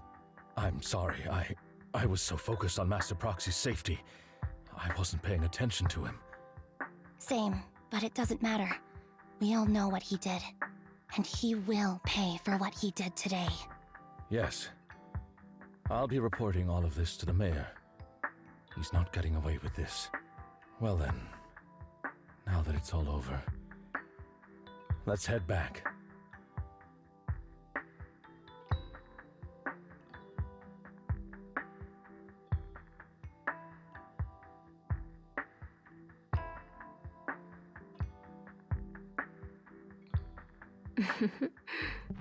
Another obstacle out of the way. She's going to be pleased about this. May the Creator guide us. Fear, suffering, despair, and destruction. That's the future I see, Lord Phaethon.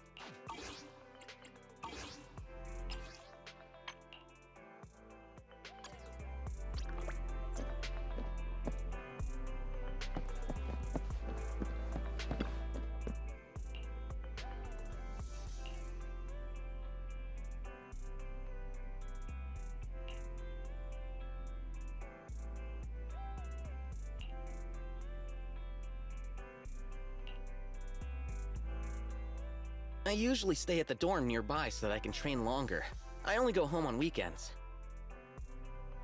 Oh, you're going home to spend time with your family on the weekend? How many people are in your family, if you don't mind me asking? Well, it isn't exactly taboo. My family's pretty ordinary. Just myself, my parents, and my older brother. My brother's rarely at home, though. You sighed! That's rare. Do you miss your big brother? Manager, can I ask you something? How's your relationship with your brother? Do you ever think he's annoying? I guess our relationship is alright, but he can be annoying sometimes. Every time we restock, he always weasels me into believing it's his turn to choose the movies. Turns out when I check the bills, he's picked them 4 out of 5 times. That crafty boy has no problem deceiving his own flesh and blood. Oh, I see. Seems like everyone finds their older brother annoying, which means my family is normal. Though, I didn't always dislike my brother. We used to watch The Big Hollow together when we were kids. We'd even memorize the protagonist's lines. But that was a long time ago. Now all he does is call me simple-minded and self-righteous. Huh? Simple-minded? Self-righteous? Wise wouldn't speak to me like that. Oh, don't all older brothers lecture their younger siblings?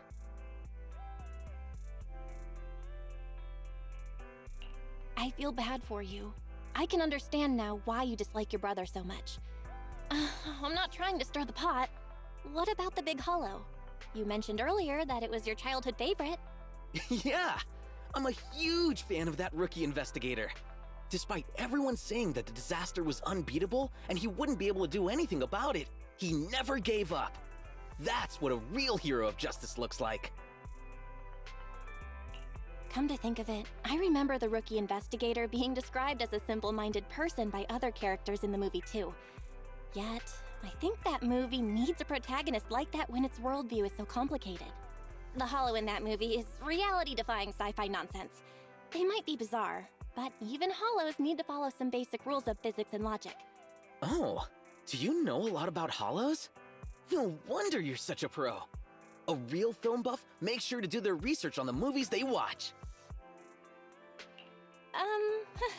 Yeah, I've done some research because The Big Hollow has such a complicated background.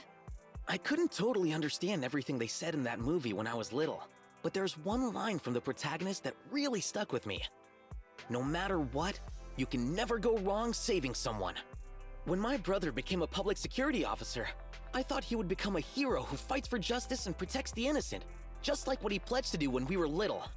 But now, well, it doesn't matter. I'll become more capable than my brother one day, and prove that he only sees me as simple-minded because he's lost touch with what's right. When I get home tonight, I want to see if he still remembers the lines he memorized back then.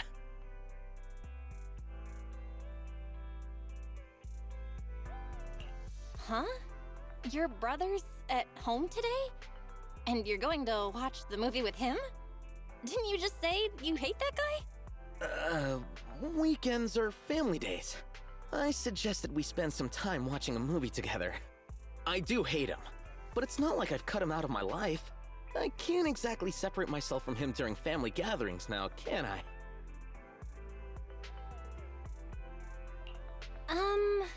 Did you pick this movie specifically because your brother is coming back for the first time in a while?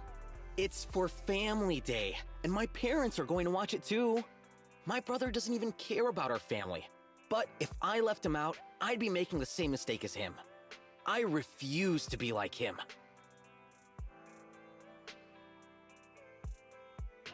Sure, if that's what you think. I hope your family movie day goes well.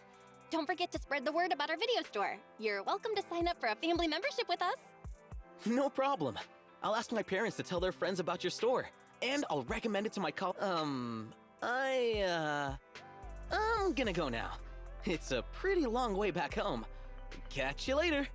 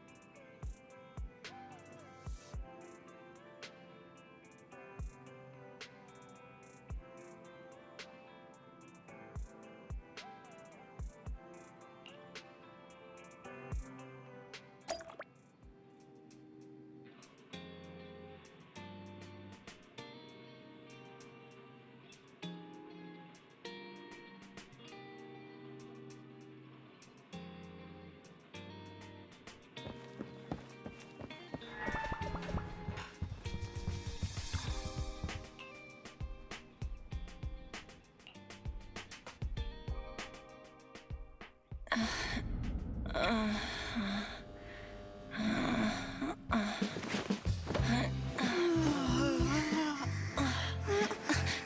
Phaethon, this time let me.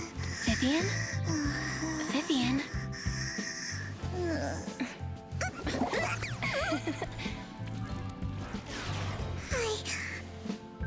I didn't disturb your sleep, did I?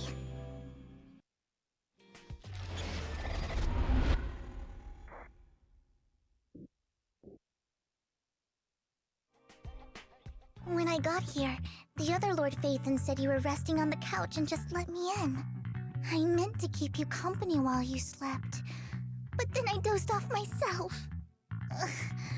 I was going to sit here looking super cute, hands cupping my face. You know, like the #1 sleepy face I want to wake up to pose. I can't believe I ended up falling asleep myself. What sleepy face? What pose? That was a lot of words in one breath. Are you sure you got enough sleep, Vivian? No, Lord Phaethon. I was just worried that I had disturbed your rest. Just being able to see you sleeping peacefully is already the highlight of my day. No, my entire month. Though it is a bit late, but... Good morning, Lord Phaethon. You're here super early today, Vivian. Is there something urgent? Mockingbird's death has stirred up quite the storm. I took some time to gather intel. It seems someone deliberately leaked the story that Hugo is an illegitimate child of the Ravenlock family, but I haven't found the source yet. Could it be Hugo's uncle, Hartman? Maybe he's trying to turn people against Hugo and Mockingbird by playing the illegitimate child card. I suspected that too. He could be using Hugo's background to make people believe Mockingbird is just another Top's pawn. To the upper class, Mockingbird may be insignificant, but it has a loyal following among regular folks. But after some digging, I was surprised to find that the public isn't turning on Hugo. They're actually starting to see him in a better light. Some people feel bad for him, some relate to his struggles, and Hartman's the one getting all the heat. Public outcry against Hartman is growing, with many believing he murdered Hugo for his own selfish gain. Tops is hosting an industry summit this week, a responsibility usually handled by the Ravenlocks. But my sources tell me another family has taken over this year at the last minute.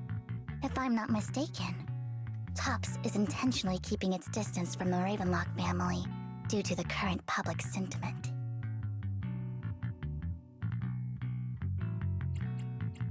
Is someone trying to take advantage of this to get rid of both Hartman and the Ravenlocks?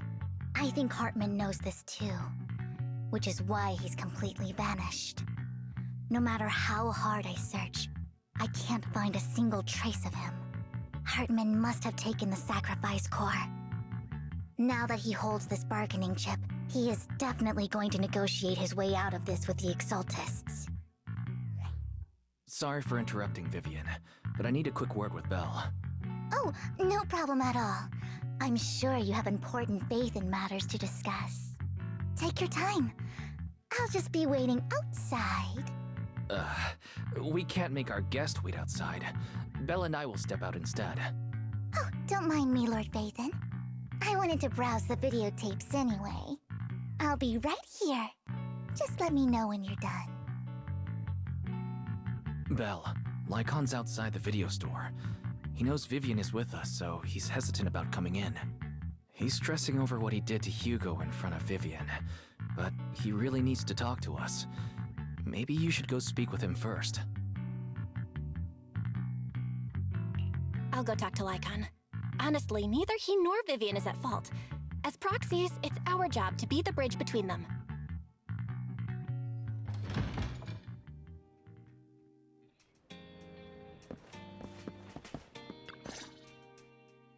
Good morning, Master Proxy.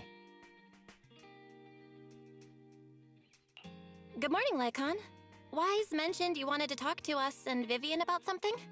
Yes, it's an urgent request from the mayor, one that directly affects New Eridu's safety. However, Before we get into the details, as a former member of Mockingbird, I'm concerned about Miss Vivian. Hugo made many mistakes and betrayed the principles of Mockingbird, but I'm certain he didn't intend to put Miss Vivian or you in danger. I don't know Miss Vivian very well, and I was the one who took her companion's life. I might not be the right person to comfort her, but I hope she doesn't regret the choices she made or lose faith in the path she chose. Vivian's doing just fine. She's actually been gathering intel and has a clear understanding of where things are headed. She might be tougher than you think. If you're really concerned, why not just talk to her directly? If you'd like to apologize, it should be face to face, right? That's reassuring to hear. I trust your judgment. You've always had a sharp eye for people. Would you mind coming in with me? I'd like to apologize to Miss Vivian in person. No problem. But I'll be staying neutral. I'm sorry. Everyone has their own stance on this, and I get where both of you are coming from. As a proxy, I'm just here to make sure you have an open conversation. I'm not taking sides. I respect that. Thank you. No. Miss Vivian, I'm very sorry No. about Hugo. No is You the don't short have and to only explain answer. anything. I'm also If part you of want it so Mockingbird. bad, pay for it. That's all I'm Mockingbird gonna stands say. on more than just gain, so it won't fall when fortune. We could always just play Hugo at had home. his fixations and like, ambitions. if you wanted to I play also that have badly. things I must see through. But if I'm it's that determined to get to the serious that bottom you of have the to play it. Exaltus and the sacrifices. Miss Vivian, as a former member of Mockingbird, you have my deepest respect. You have my word, whatever comes next. I would never harm you or Master Proxy. As for Hugo, please accept my Sadly. condolences. Condolences? That's not necessary. Mockingbird has plenty of tricks up its sleeves. This isn't the kind of act that ends so easily. To living. Wouldn't you agree? You're right. Living is very expensive nowadays. Huh? That's it? You two It's a bit too figured it out? Well, that was fast. Yeah, Master I'd Proxy, love to. I believe we all share the same goal. Uncover the truth of the Exaltists and the sacrifices. The mayor has tasked me with inviting you to take on this mission, and hopes we can work together moving forward. If the mayor wants to work with us, I trust he will demonstrate his sincerity and kind. Mockingbird will not serve as a pawn for the powerful. That will never change. Of course. While the mayor cannot handle this personally, he will make sure we have all the intel and support we need. Miss Vivian, I know you have your own intelligence network, but for some high-profile shady dealings, perhaps the mayor can provide you a different perspective. Please, take your time What's to going on? discuss. If you're open to collaborating, I'll set up a call with the mayor so he can speak with you both directly. I need to discuss this with Wise and Vivian. With so many people involved in this, we need to be very careful. Of course, I completely understand. When you've made up your minds, you can find me at the Ballet Twins.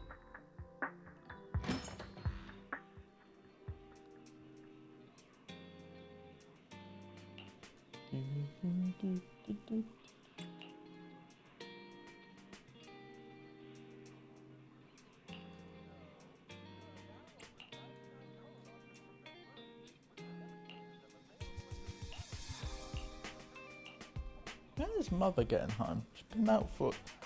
She was supposed to be home 3 hours ago.